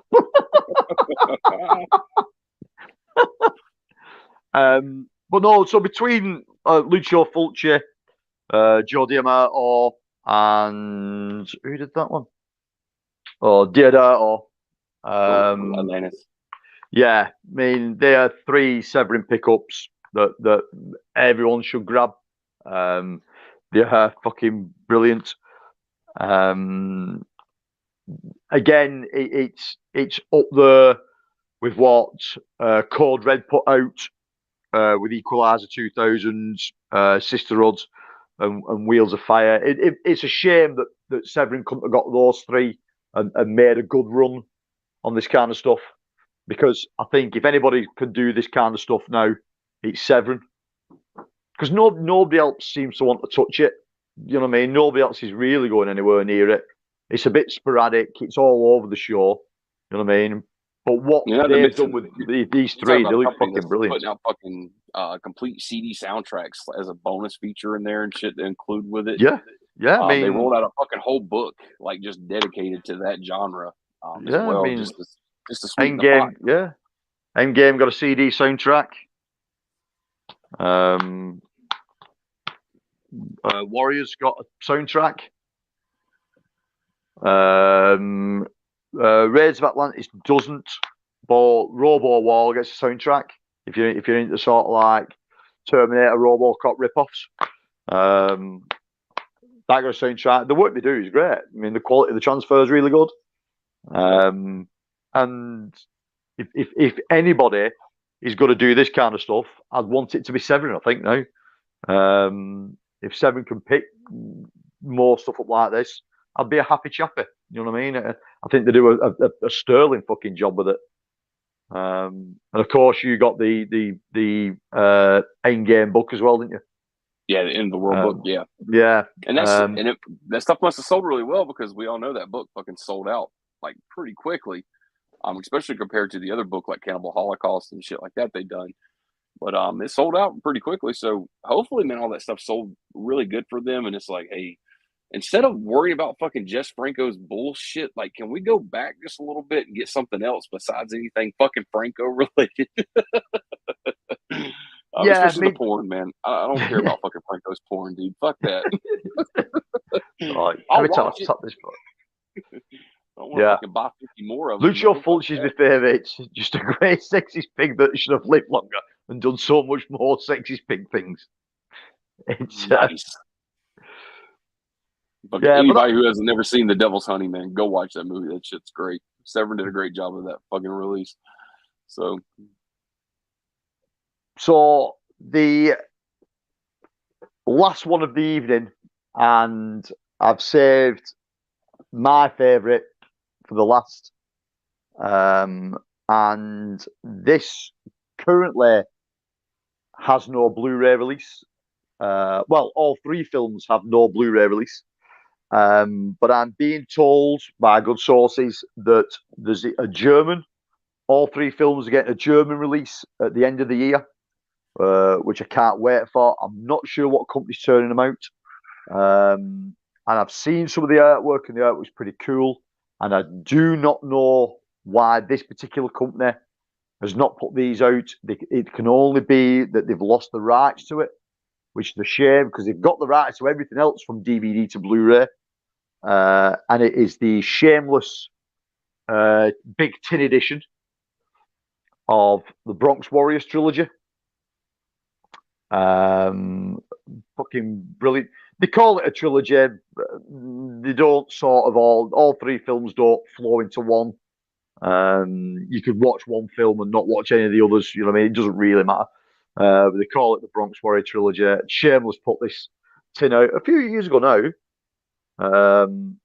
This now goes for fucking daft money because it's out of print and it was only a limited run anyway. And I was lucky enough to get one. And it is mint. It's embossed. You can just see it on there, probably. The thing looks sweet, man. It's you found that out in the wild too, right? I found it out in the wild, yeah, for a lot less money than it should have been going for. I found it for £16, and the thing goes for like nearly 40 now. Nice. So everybody knows Shameless for the bright yellow cases. Shameless are known for, I think, style over substance because some of the transfers on Blu-ray are the best. They do what they do. I think they've done fucking about 4 or 5 different versions of New York Ripper now, and each time apparently it's supposed to be the better than before, but they just keep churning it out. I think the other one they keep banging out as well is the Beyond. I think they've got another version of the Beyond coming out. This is like the 3rd time that Shameless have put the Beyond out. So I mean, what's the point in trying when you have like Grindhouse releasing? They're doing a fucking 4K of that. I mean, exactly. You know what I mean? So it's a company that I've generally stayed away from. I don't generally buy much of their stuff. Dirk might like them because they have got some sort of Giallo stuff in their collection. They've a good few Giallo titles. And then, other than likes of Cannibal Holocaust, Toolbox Murders, I think they've got a version of that. The sect or something. The Sect, yeah, is in the load of weird stuff that looks like softcore porn, because I think that's where initially Shameless came from. I think they came from a softcore porn background. So when you start sort of like researching this stuff, you'll find loads and loads of softcore titles. But for some reason, and it can only be a rights reason, and they must have lost the rights to these. They never put these out on Blu-ray, and I think these would have been the ones that would have sold. So the only way you can get them in the UK is DVD, but the DVDs are really fucking good.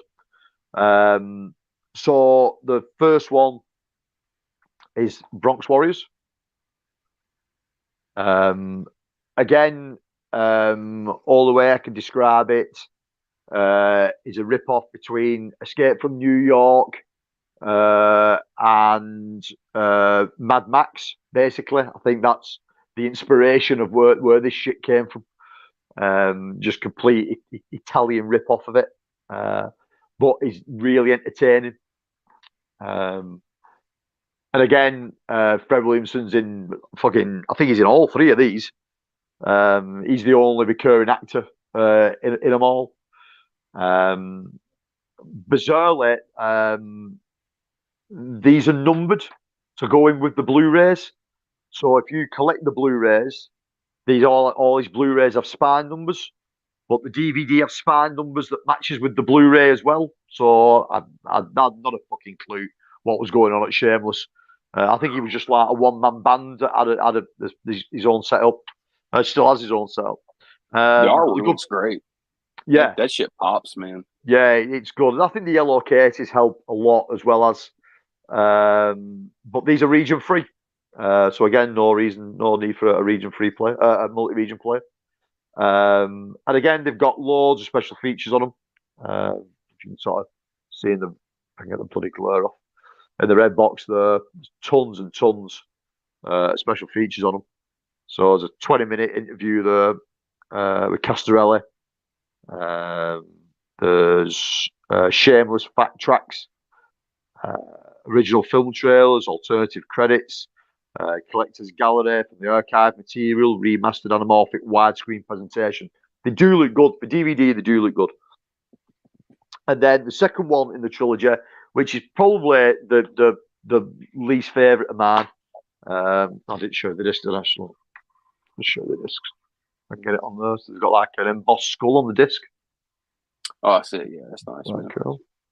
The second one is pretty much the fucking same as the first film, but not as good. Again, the artwork's cool as fuck on them. And again, numbered spines, so they match them with the Blu-rays. And again, loads of special features. But pretty much same as the first film. And what you find with these, it doesn't feel as much apocalyptic or wastelandy as it does that it's been filmed in an industrial estate. You know what I mean? It's just got that industrial feel about both films. But there's like, it's supposed to be, there's a shot in this, the first one, where it's supposed to be fucking like middle of nowhere, wasteland, a bit industrial, and there's a fucking school bus goes past in the background, like loads of school kids on it. Nice. And you go and do like, you know what I mean? It's but again, so the second one's not as good as the first one, but it's still entertaining. But for me personally, it's all about the third one, which is Warriors of the Wasteland, which is a true post-apocalyptic film, like desert shit, stupid costumes made out of tires, weird weapons. You know what I mean? It's fucking got tires. Yeah, it's got fucking everything in it. It's got everything. And like I said, Fred Williamson, he's just all over this one. He's like one of the main dudes in it. The other bits, he's in it, he's out of it, he's in, he's out of it. This, he's in for the whole of the film. And it is fucking genius. If I had to choose a top three, this will be in it. It's a sheer entertainment all the way through. The best bit being is I put it in the promo reel as well. So if you watch the promo reel again, or the start of the stream, and you see him draw a bow back and let it go, and the arrow sticks in the guy's neck, and then his mate sort of looks up at him, but he looks up at a polystyrene head as it fucking explodes everywhere. Fucking genius. Just genius that he's got exploding arrows. Again, they look really good. There's plenty of extras on these for DVD, as well as they have reversible art. I forgot to show you that. So I'll show the artwork. So that was the artwork on Bronx Warrior. And then, if I remember rightly, I think they've got the alternative title. Okay. So 1990, the Bronx Warrior. It was some different artwork. Which that artwork was also used on the Vipco release, which came out before these. So Vipco had these before Shameless had them.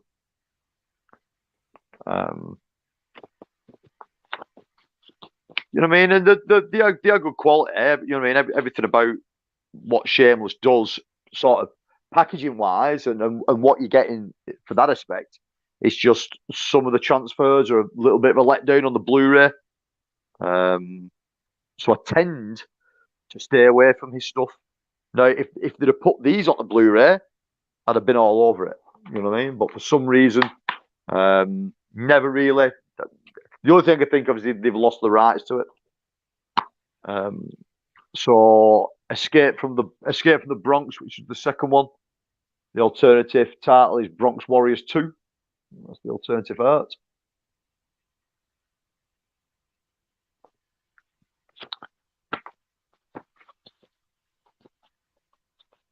I think I told you that. What was it? It's Blue Underground that actually has them out on Blu-ray in the States, right? They did like a little trilogy pack. I think you can buy them individually, but I think you can also buy it as like a box set. And it comes with all three movies on this own dedicated disc in the 3-disc set. Yeah, it's a shame that no one's ever done it over there, and I'm probably going to have to look down the German route from when they come out end of the year. And again, Warriors of the Wasteland, the alternative title was the New Barbarians. Not sure why it went under that title. Wow. There's Fred Williamson in all his glory. Dude, what kind of fucking bow is that Fred Williams is fucking holding? It's class. It's got a fucking sight on it. A fucking sight like that on a bow. You know what I mean? It's but the New Barbarians is what it was known as in the UK for ages when it was on DVD. So I don't know why really it was called the New Barbarians, but Warriors of the Wasteland sounded a lot better. But they are. I mean, Warriors of the Wasteland is in there for my probably top three. But the trilogy in itself is really, really good. Just a real shame that Shameless could never put this out on Blu-ray. That we're probably never likely to see it in the UK now, unless you can somehow get the rights back. But I very much doubted it. This game, I mean, he ain't turning much stuff out anymore at all. It's few and far between the releases that he does now. Let's have a look back in the chat. Gizmo Paul, the Devil's Honey is great. I love it. I've never actually seen it. I do know the film, but I've never seen it. It's a Fulci expression, expressing his full sleaziness. Right. In some degree. I should say. Caveman Movies and More. Hello, guy. Okay, hey, you. How's it going, dude? You all right? Dirtport. That looks killer. That man. If that's what we're talking about. It's fucking brilliant. Yeah, that sounds great, man. Pride of place on one of my shelves. It is really, really good. And the three Eagle films as well, Dirk. You will enjoy it. I bet whenever your eyeballs hit that thing out in the wild, you just saw it sitting on the shelf, and your fucking heart was like just sank. Was like, what the fuck? Yeah. Look at that there, drunk wife in the background there.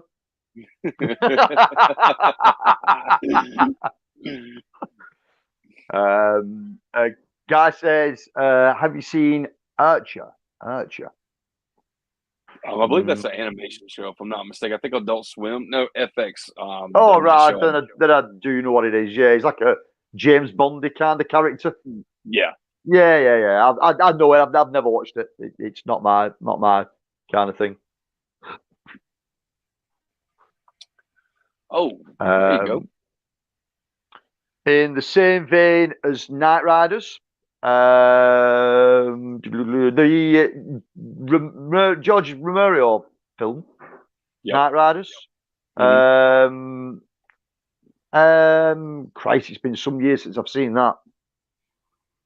Fuck, that's a long movie, man. That bitch is like 3 hours, like 3 hours plus, I think. That bitch is long. Yeah, it's. I'm sure Arrow Video have got a release of that, haven't they? Yep. I'm sure they have. Yeah. I don't own a copy. It's been a long while since I've seen that. But we're saying a day in the same vein as Knight Riders. I'd say No Duck. Again, the first two, you're in more down the lines of Mad Max, Escape from New York, that kind of vibe about them.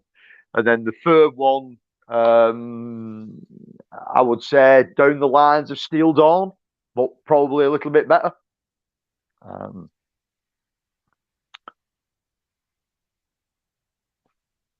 Enzo Castorelli has some really great films. Recommended High Crime. Yeah, he did a lot of like, high crime films, didn't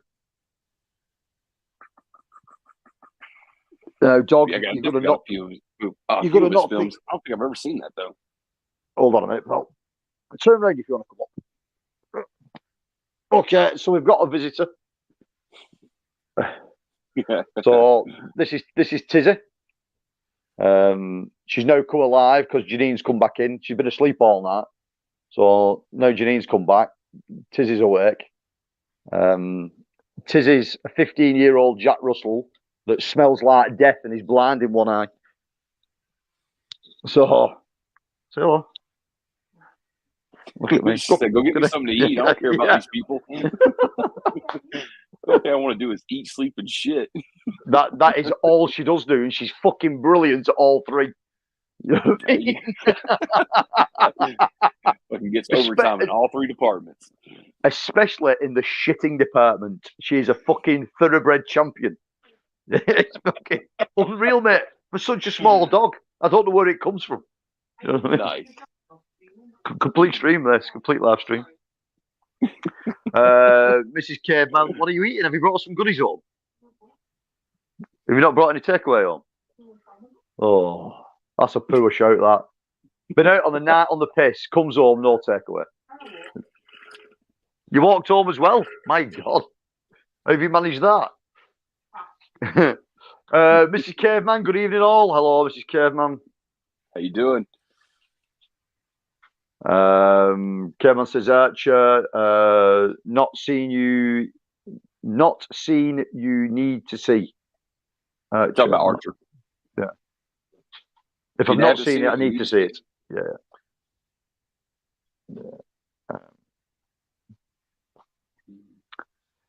Tizzy means I have to piss in Norwegian.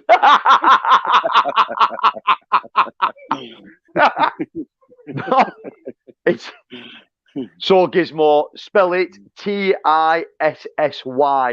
as in Tizzy. It's like, sorry, Tizzy. I'm looking at that. Tizzy. She'll get you in a Tizzy, like in a spin, because that's what she does. So that's why we named her Tizzy. Almost the same name as my cat, Dizzy. Cool.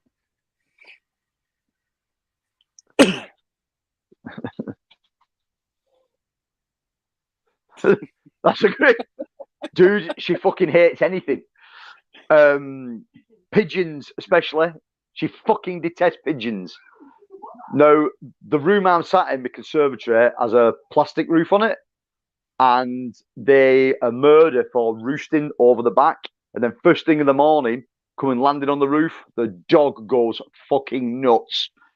Just fucking crazy because of pigeons. But no, she doesn't like squirrels either, or fucking birds, or anything really. You know, like whenever you're reading something from somebody you actually talk to, and you know, like their dialect and you know the way they talk. Like whenever I read that, like I can totally hear Dirk's voice coming out of that, just saying "squirrel hating some bitch."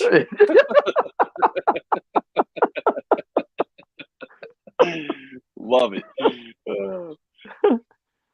So for no, dog, you're not getting back up. Go over there, please. So for a collection of films, that's everything that's currently in my collection. Obviously, I'm always seeking out like new stuff. Just 30 fucking movies right there you just held up, man. Yeah.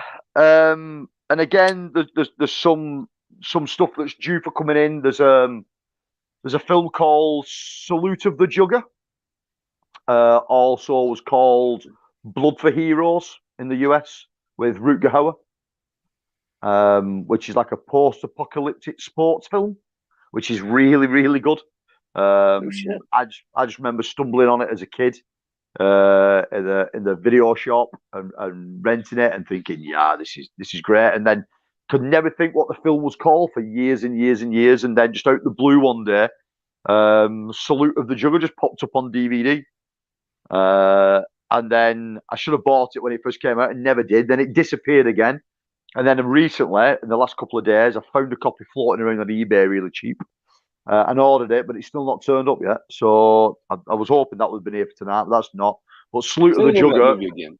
The Rutger Hauer movie. Salute of the Jugger, or what it was known as in the UK, or in the US, it was called Blood for Heroes.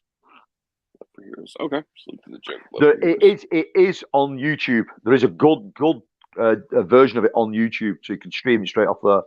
Nice, but it is a good watch. And Rutger Hauer is really good in it as well. You know, if I don't write it down, I'll fucking forget it. Salute to the Jugger, you said? Yeah. Or like I said, or Blood for Heroes. I wrote that down too, just to be on the safe side. Yeah, and then obviously we mentioned The Postman. You know what I mean? I really need a copy of that. Wheels of Fire, which is a Code Red release, which I really need to pick those up, but it's sort of like £20 each. It's like £60 for 3 films. It's pricing me out a little bit. I wouldn't mind getting that Cherry 2000, man, to fucking check that out too, man. You already got me sold on that shit. I'm like, all right, like that sounds like the sleazy kind of shit. Like I want to get fucking diving into. Yeah, dude, it's a really, really good film. It's also got the guy in it from. Christ, I have got the worst memory ever. I'll come back to it. The guy did like it'll come to you when you're not thinking of it. Yeah, the guy did like a lot of trances. What's the guy's name? Was in trances? Fuck, I'm trying to think, man.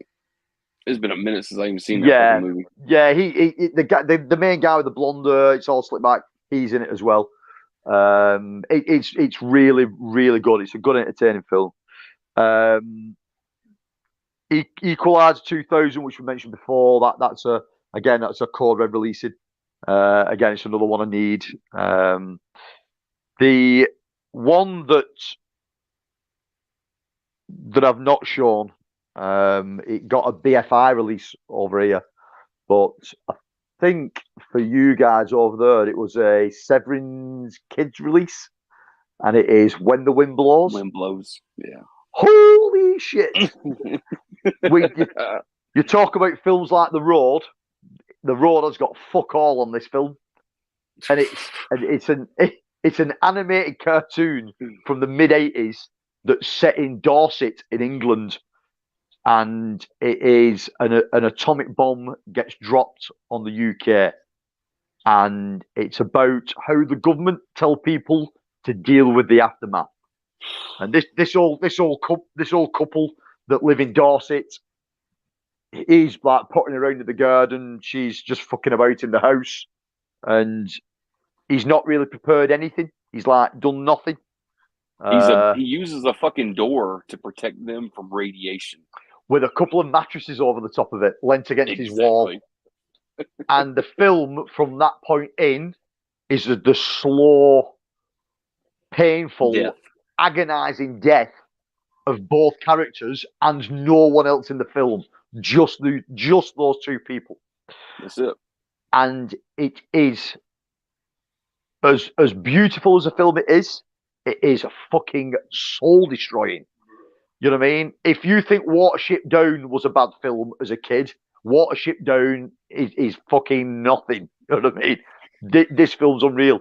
But this was from by the same people and the same gentleman that bought us The Snowman and Father Christmas. You know what I mean? So Raymond Briggs, who did The Snowman and Father Christmas, bought us When the Wind Blows, the worst post-apocalyptic film of all time, but in animation form. I would tell anyone to watch it. You know what I mean? If you're not into animated films, persevere with it, watch it, stream it, buy a copy.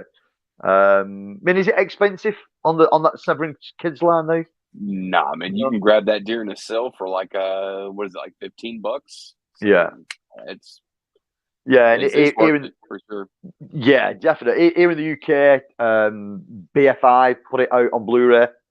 There is loads of special features on it, and again, it can be picked up pretty cheap when the sales on with BFI.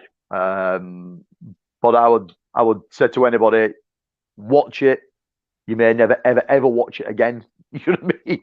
Because it is soul destroying. It is just to watch this old couple just fade away into nothing, just because the lack of preparation or the lack of knowledge that was what actually was going on, and they're just trying to go day by day, doing his normal thing of trying to tend to his garden, even though he's been like irradiated to fuck.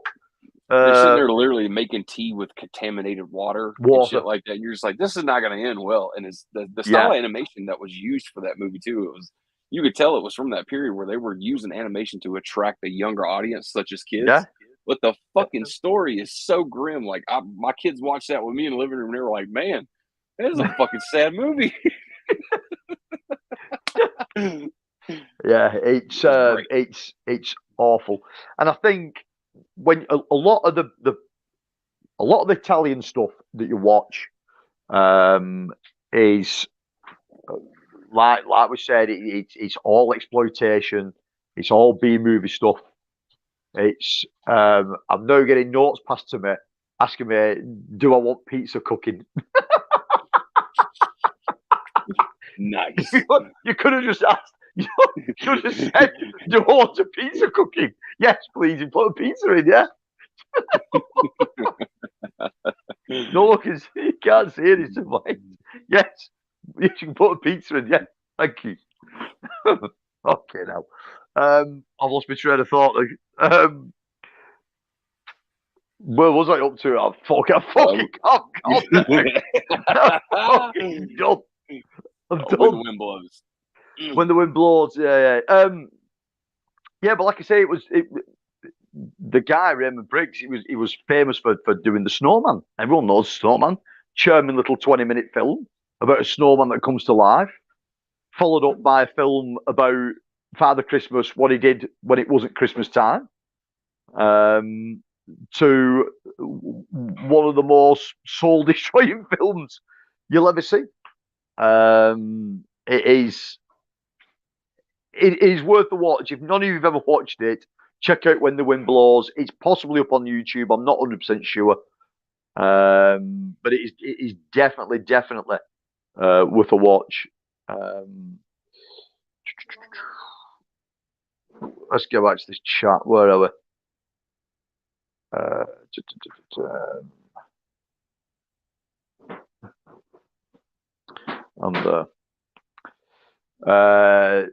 Dizzy is I know exactly who she is. Dizzy is from the redheaded Starship Troopers. Love that movie so much. I love Starship Troopers as well. Gizmo. Starship Troopers is great. Starship Troopers 2 and 3 were absolutely fucking abysmal.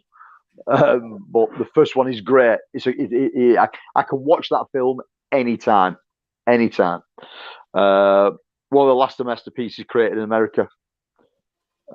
Got a Starship Troopers coming to 4K here. Actually, I think it's about to be released, right? Should be around this time.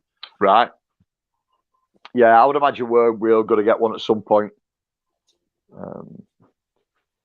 Dirt laughing at it. Cayman said, spent the last week was right. Okay, spent In the last week in hospital. hospital. I think that. Yeah. Yeah, man. Hope everything's good, man. Gizmo, Joan Chen is in Blood for Heroes. Yes, I worked with her on a pilot called Wonderland. God, Gizmo, man, who have you not worked with? I'm telling you, man. That's fucking great, and she takes a really, really fucking good part in that as well as.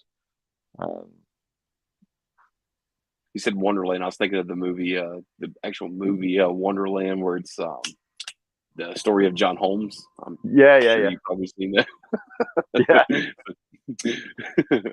My mind goes in the gutter just straight. Can't help it.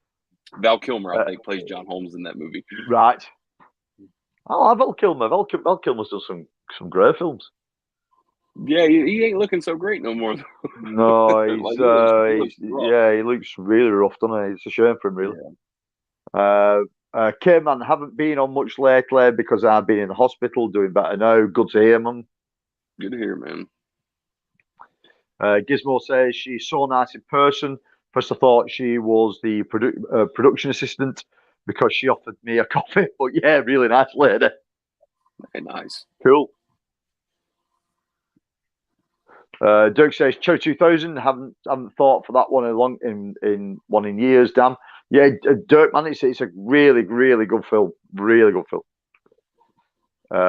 David Andrews, he was in Graveyard Shift as well. Melanie Griffiths was also hot back in then.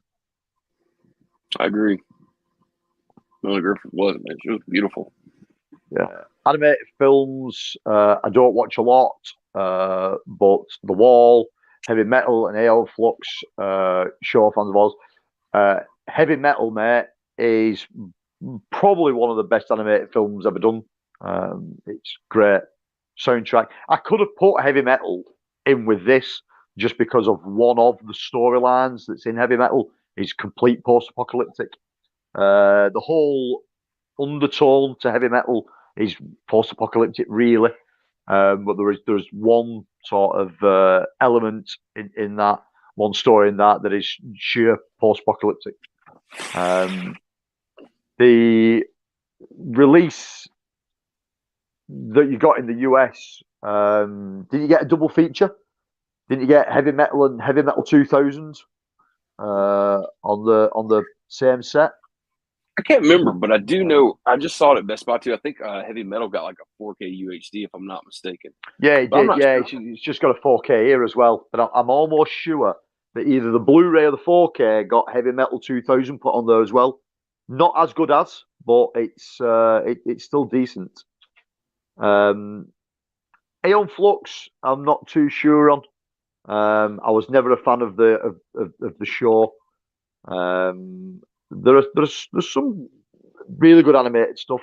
A film called Star Chaser: The Legend of Orin is one of my favorite animated films of all time. Which is really, really good. It's complete fucking Star Wars rip-off, but it does a good job. I'll probably get round to doing my top whatever animated films at some point on my channel. It's one thing I've never really done, but I do own a lot of animated films. But Heavy Metal's definitely up there. Yeah, he said fucking Pink Floyd, The Wall, man. I watch that movie every Father's Day. Every fucking Father's Day. That's one of my favorite movies right there. Yeah, it's great. It's the same animation crew. So the same animation crew that did Heavy Metal also did the animation for Pink Floyd's The Wall. So it's the same animation team. Cayman says, what are your thoughts on to kill a moving? What? To kill a moving? I'm not sure sure. what I'm it not is. sure it came on. Not sure. To Kill a Moving. Not sure. Hmm. Who did the Oh, Cody music knows for The this. Wind Blows? Roger Waters. Pink Is that Floyd. Pink Waters. Floyd? Yeah. As soon as Dirk brought up Pink Floyd, The Wall, the next thing Cody said was, "Who did the music for?" Because of course he knows it, which is Roger Waters. But he did in fact do all the music Yeah, for there When you the go. Wind Blows, and you can tell it too because it's got a really heavy Pink Floyd like. Yeah. Not a it's very sorrowful, especially as like the story's going and like they're already sick. Like it gets Yeah. you start feeling it just like on the wall. I mean, there's a lot of songs when they're like the Thin Ice, like that shit can like the moods can be drastically fucking different, or of course comfortably numb as well. So Yeah. It's I remember watching that back in the day, sort of like late teens, and that just fucking blowing me away. I'd up to that point, I'd never seen anything like that. It is really, really good. Kevin says, sorry, man. I thought it was no, like go for it, go sad for thing it. about the wall though, man, is like you'll always hear like the radio stations or you'll hear like a younger generation talk about that album. And the only thing they ever talk about is fucking, of course, Another Brick in the Wall, which is, everybody knows the famous line, "Who we don't need no education." But man, there's it's fucking 2 full records full of like great songs on that shit that nobody's never really bothered to listen to. It seems like it's like, man, that whole fucking record's great, man. Yeah. Sorry, I'm a big fan of that. I got like 4 fucking presses of bottles over there of just that record. Yeah, I've a couple of friends of mine are serious Pink Floyd fans. I can listen to Floyd. I appreciate everything. Some of it's, I would say, most of it's not really to my liking. It's not really what I listen to, but I get it and I understand it. You know what I mean? It's fucking deep and it's meaningful. I mean, it's that good. I mean, have you ever seen the Australian cover band to Pink Floyd who tour? And these fuckers, they're a tribute band to Pink Floyd, and they're from Australia, and they're selling out stadiums. You know what I mean? Full light shows, full laser shows, everything, and they're just called Australian Pink Floyd, and they're just a tribute band basically. But they sell out massive stadiums. It's crazy to think a band like that could do something like that. Caveman, To Kill a Mockingbird, thoughts coming to 4K soon? Absolutely none, mate. I can be perfectly frank with you. I don't care if To Kill a Mockingbird's coming to 4K or not. It's not something I buy. It's not something I look at. It's not something that's on my radar. I mean, if you've just looked at this type of films that we've just talked about, mate, and I'm telling you, Warriors of the Wasteland is one of my favourite films, then To Kill a Mockingbird is definitely not on my radar. So you took the most classic story in the classic movie ever. And was like, "What do you think about this?" And you're over there holding up like Damnation Alley or fucking Cherry 2000. Like, yeah, that was definitely not on Anthony's radar. No, definitely not. Whoever comes out with it, hopefully they do a good job to it though, because I mean, everybody fucking, the majority of people love that movie and love that story. For some reasons, to see Spoon, I think that must be a typo. Animatrix, yes, I like Animatrix, and again, I could have put Animatrix in here because there's one segment like heavy metal that's totally post-apocalyptic vibe about it. You know what I mean? Even again, the whole Matrix thing is post-apocalyptic, but when they're outside of the Matrix. But there's one section deep within that Animatrix story that I could have gone with. There's certain sections of Animatrix that do it for me. There's certain sections that don't. But all in all, it was a good release. You know what I mean? When the whole Matrix franchise came out, to drop a sort of like animated anime kind of thing in there was cool.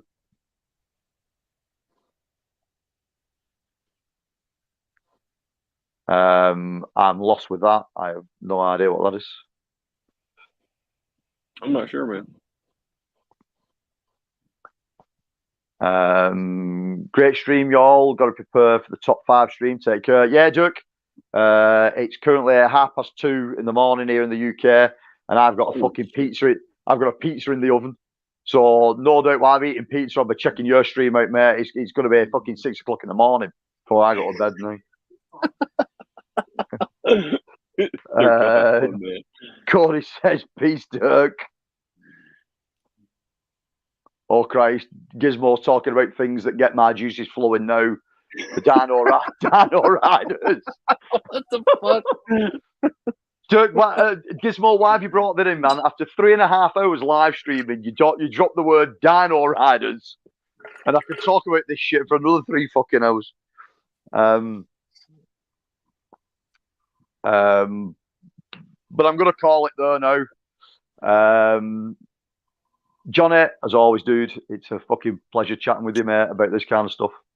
You know, man. It's been good in the chat tonight. There's been a constant stream of people in here tonight. Probably the most we've ever had watching a live stream, mate, which is good. It means it's getting out there. It means people are picking up on it. I have been dropping this shit everywhere that's physically possible. You've been seeing me on Facebook and fucking Instagram and everywhere else. So hopefully we're picking up people, which is good. If there's anything that you guys want us to talk about while we're talking about post-apocalyptic films, leave some comments. And if it's stuff that we've not got that we can grab and we want to talk about, you want to talk about it with us, then we'll certainly do that. Apart from that, Johnny's got reviews coming up soon. Yeah, even though I'm late as fuck, as always, I assure you, it'll be on there tomorrow. It was recorded once. I deleted it because I was just having a fucking hard time doing it by myself. I haven't done a video by myself in fucking forever. Yeah. So it was me sitting here talking to my computer, and I was just like, ugh.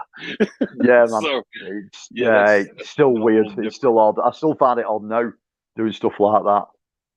Yeah, it'll be up there. It'll be up there tomorrow, though. I already did all my homework and all that good stuff, so I'll re-record it and put it up on there.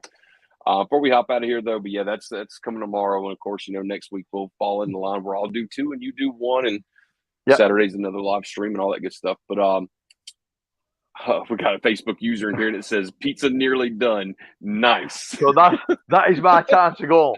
So if I'm getting a message that pizza is nearly done, that means it'll be burnt. So nice.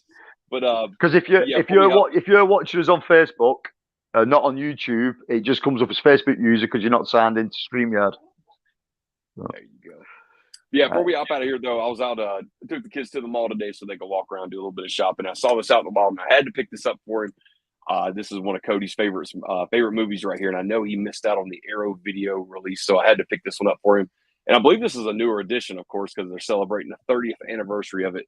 That is none other than Heathers. Heathers, him was a great film. We are fucking huge fans of this film right here. And when Joe Bob showed it that one night, we were just fucking like, oh, this is going to be a great night. Yeah. So, Cody, I assure you, man, you got you. It says it's a 2-disc steel book, man, and there's a fucking ton of special features on here. So, I think that's going to get you by, brother. So, fucking right. Greetings and salutations. That'll have a nice little spot on your shelf for you, man. So, I'll send that your way, man. We watched it a couple of weeks back, me and Janine. I've got the Arrow release of it. Still holds up really well. Still a great film. Still really entertaining. Yeah, they need to make more movies like that today. Yes. And I could probably be in a little bit more of the realm of a newer generation style. Every fucking thing you watch now is like these younger kids in high school that look like they're 40 years old. I'm not buying it. You know what I mean? Yeah. Like it sucks shit. I don't want to see that. Watch a movie like that, though, that's different. Yeah, it works really well. It does work really well, and like I say, it has aged really well. It still feels as fresh now as when it first came out. It still really works. Yeah, it's kind of nice to see, especially like I don't really care for him that much, but Kristen Slater, it's actually kind of nice to see him kind of like go off his rocker a little bit in that movie because it's almost believable. It's like, holy fuck, man, like this kid's gonna blow up this fucking school. Yeah, it goes really weird at one point, like father-son relationship sort of like spins on its head, and he's more like the parental parent that his father is. And then when you realise what his father's been doing for a living, you know what I mean, his son's just learned off the back of him to be a psychopathic nut job. just You know what I fucking mean? breeding him for like the perfect fucking catastrophe. Yeah, I picked up a few other things while I was out there. Like I said, I went to Best Buy and took the kids around a few places. I finally bought this on physical. You know, I haven't even seen it yet. I'm finally going to watch it at some fucking point. That's of course Black Friday. Black Friday. Yeah, I've never seen that yet. Never seen it. It from everybody I pretty much talked to that watched this whenever it first came out. I think that was either last year's Black Friday when it came out. I can't even remember at this point, but not many people were big fans of that. But I'm going to give it a whirl though. And Best Buy's exclusive Steelbook. I think this just rolled out, so I had to grab this. I love the hell out of this movie. But that's 310 to Yuma. Again, a film I've never seen. I know the film. I've never seen it. That's a solid movie. I know everybody's going to be like, well, I prefer the original compared to that fucking remake that's got, you know, Hollywood actors in it and all that shit, these A-listers. But I dug the hell out of it, man. It was a pretty fun time. But I had to pick up some magazines too, man. You know, I'm a sucker for that stuff. But Cool. There's a new issue of Shock Cinema right there. They actually have Terror Visions actually in this fucking magazine, so that was a no-brainer. Cool. I had to buy it. And the anniversary Halloween edition for Rue Morgue, of course. Nice. Had to pick that up, man. Plus, I think they go in depth pretty good about Terrifier 2. That's about to come out. I know Dirk's a huge fan of Terrifier, so got a good scoop of that in there. So, yeah, man. I mean, Terrifier 2. Yeah, Terrifier 2, the lads over at A&B Horror Movies. On their latest video, they were talking about the whole Terrifier stuff. Terrifier 2 coming out. They were anticipating it, looking forward to it. Here's the last one I got in today. This is from the post office. Whoever I bought this from on eBay is definitely buys Vinegar Syndrome shit too, because he sent it to me in the Vinegar Syndrome box. So cool. But you know, I've already bought the 4Ks of this a couple times, and I had to grab this. As Steelbooks it was going for stupid money, but then those 4Ks rolled out, and I got this for fucking absolutely nothing. But that is the Synop Steelbook right there of Tenebrae, and that actually has the fucking CD soundtrack in it too. So nice. Dude, this thing was going for like fucking $60-$70 at one point. Now I got this thing for like fucking like bargain bin price basically.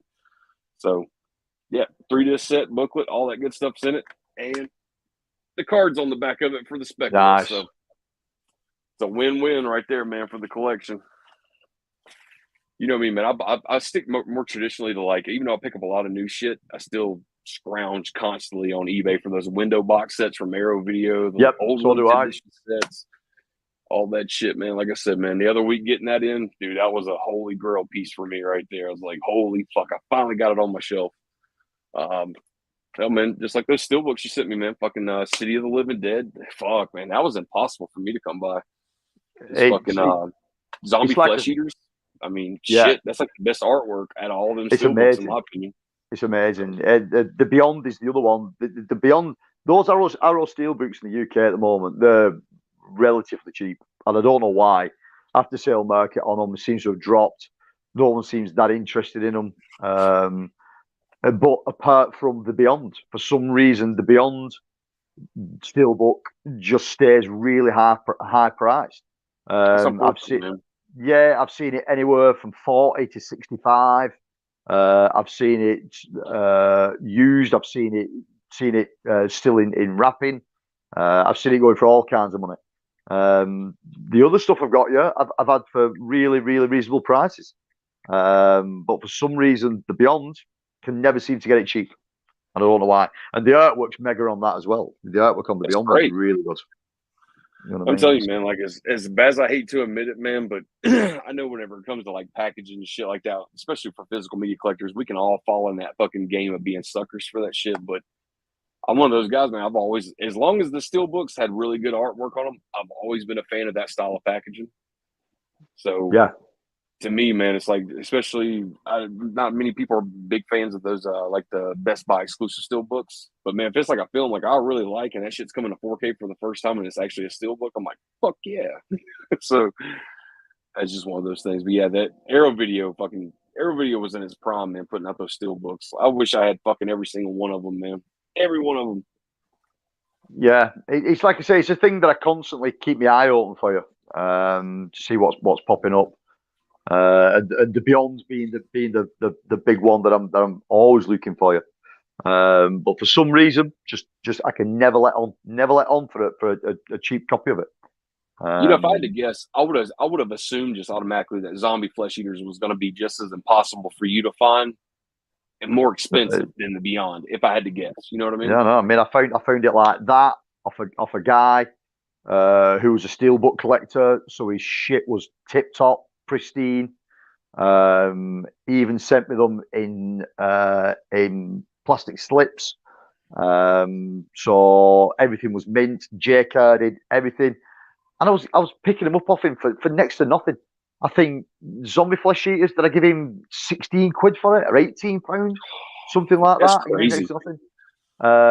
City of the Living Dead, I think I give him £12 for that one. They were for nothing. Great fucking prices, man. I'm telling you, those are like highlights on. You know me, I am with Arrow video shit, man. From that time that I missed out on it because I got to the game too late. So it's just like for anybody who's going back to try to, who's getting into physical media, collecting it from a certain line. You're like, fuck, I done missed like the best years of that company, and now like, yeah, they're putting out great stuff, but it's like, I'm a little bit more prone to that shit back there because they had this on it and it looked this way. That's how I am with Arrow video, man. Their shit's just. They had if I'd have known about that shit when they started, like especially like during the DVD era, fuck man, I'd need a room bigger than this just to hold all their shit in because I'd probably have every bit of it. Well, it's hard to find it. Today, for one of our up and coming streams later on down the line, when we choose a different theme, I have found a DVD today that was one of the first DVDs that Arrow Films ever put out. From 2003. Oh, was this during the Aerodrome years or Arrow Video? Arrow Video. Well, at the time they were calling themselves Arrow Film. Okay. But they still got the same web address now. But back in the day they were calling themselves Arrow Film, and the actual logo, the arrow, the word arrow was written so it looked like an arrow, and then the word film looked like it was feathers on the arrow. The set was from 2003, this DVD release. And it's going to be used in one of our up-and-coming films. I've been looking for it for a while. Fuck, man, you better tell me what this is. You can't just do that to me, man. I'm saying, what's the first fucking thing that they... I'll have to tell you off stream. If I tell you on stream, then we're fucked. I got you. People will know what the next theme is. But it's been a thing of mine trying to find this for a while, and then lo and behold, bit of shopping this morning while I was out, and boom, I found a copy. Just there in a second-hand shop. I had to pay a little bit for it. It wasn't cheap, but it's been what I've been looking at for a while. Nice, man. Nice. And I'm just trying to think, man, like, especially for your taste, I'm like, one of their first ones, but it's 2003, so I'm like, okay, he fucking found Savage Streets on fucking DVD. Oh, I wish. I really wish it was Savage Streets. That Savage Streets DVD is going for 45 quid over here now, second hand. And I think you've already got the Red Scorpion window Blu-ray window box, but that wasn't 2003 though. I don't own a copy of Savage Streets at all. Okay. Like I said, the only edition that Arrow ever put out was that window DVD edition, and it just goes for ludicrous money for a DVD. And I ain't paying it. Yeah, I know. As much as I like the film's a fucking banger. But I ain't paying that kind of money for a second-hand DVD.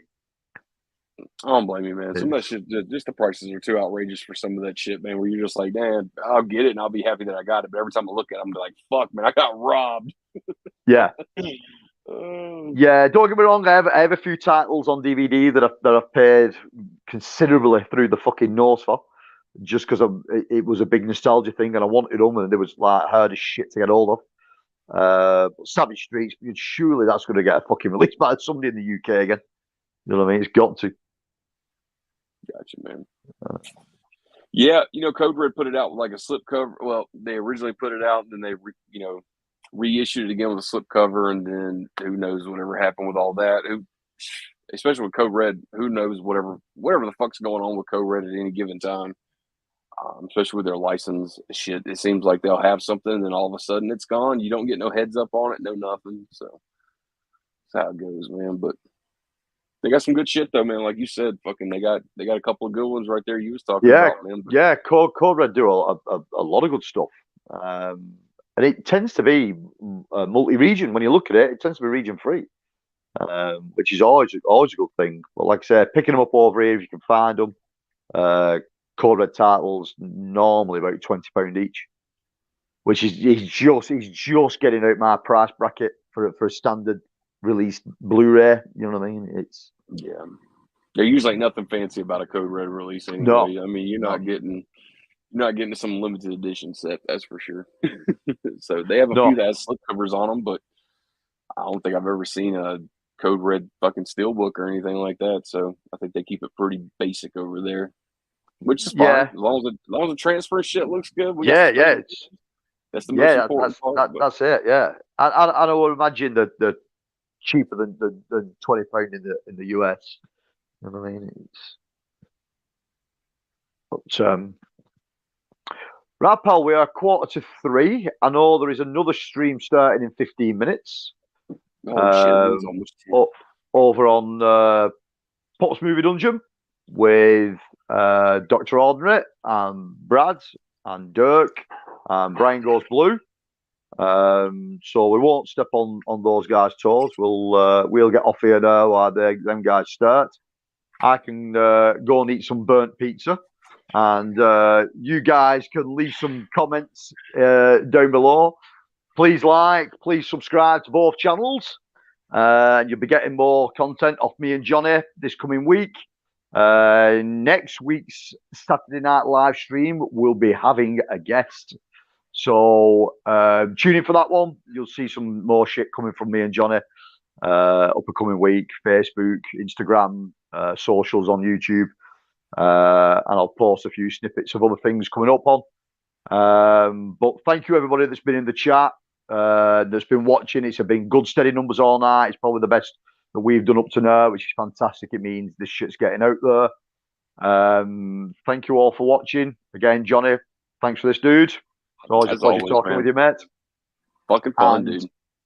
It is, mate. It is fun. And we will see you all soon. See you later, everybody. Take care. Bye-bye. Good night, everybody.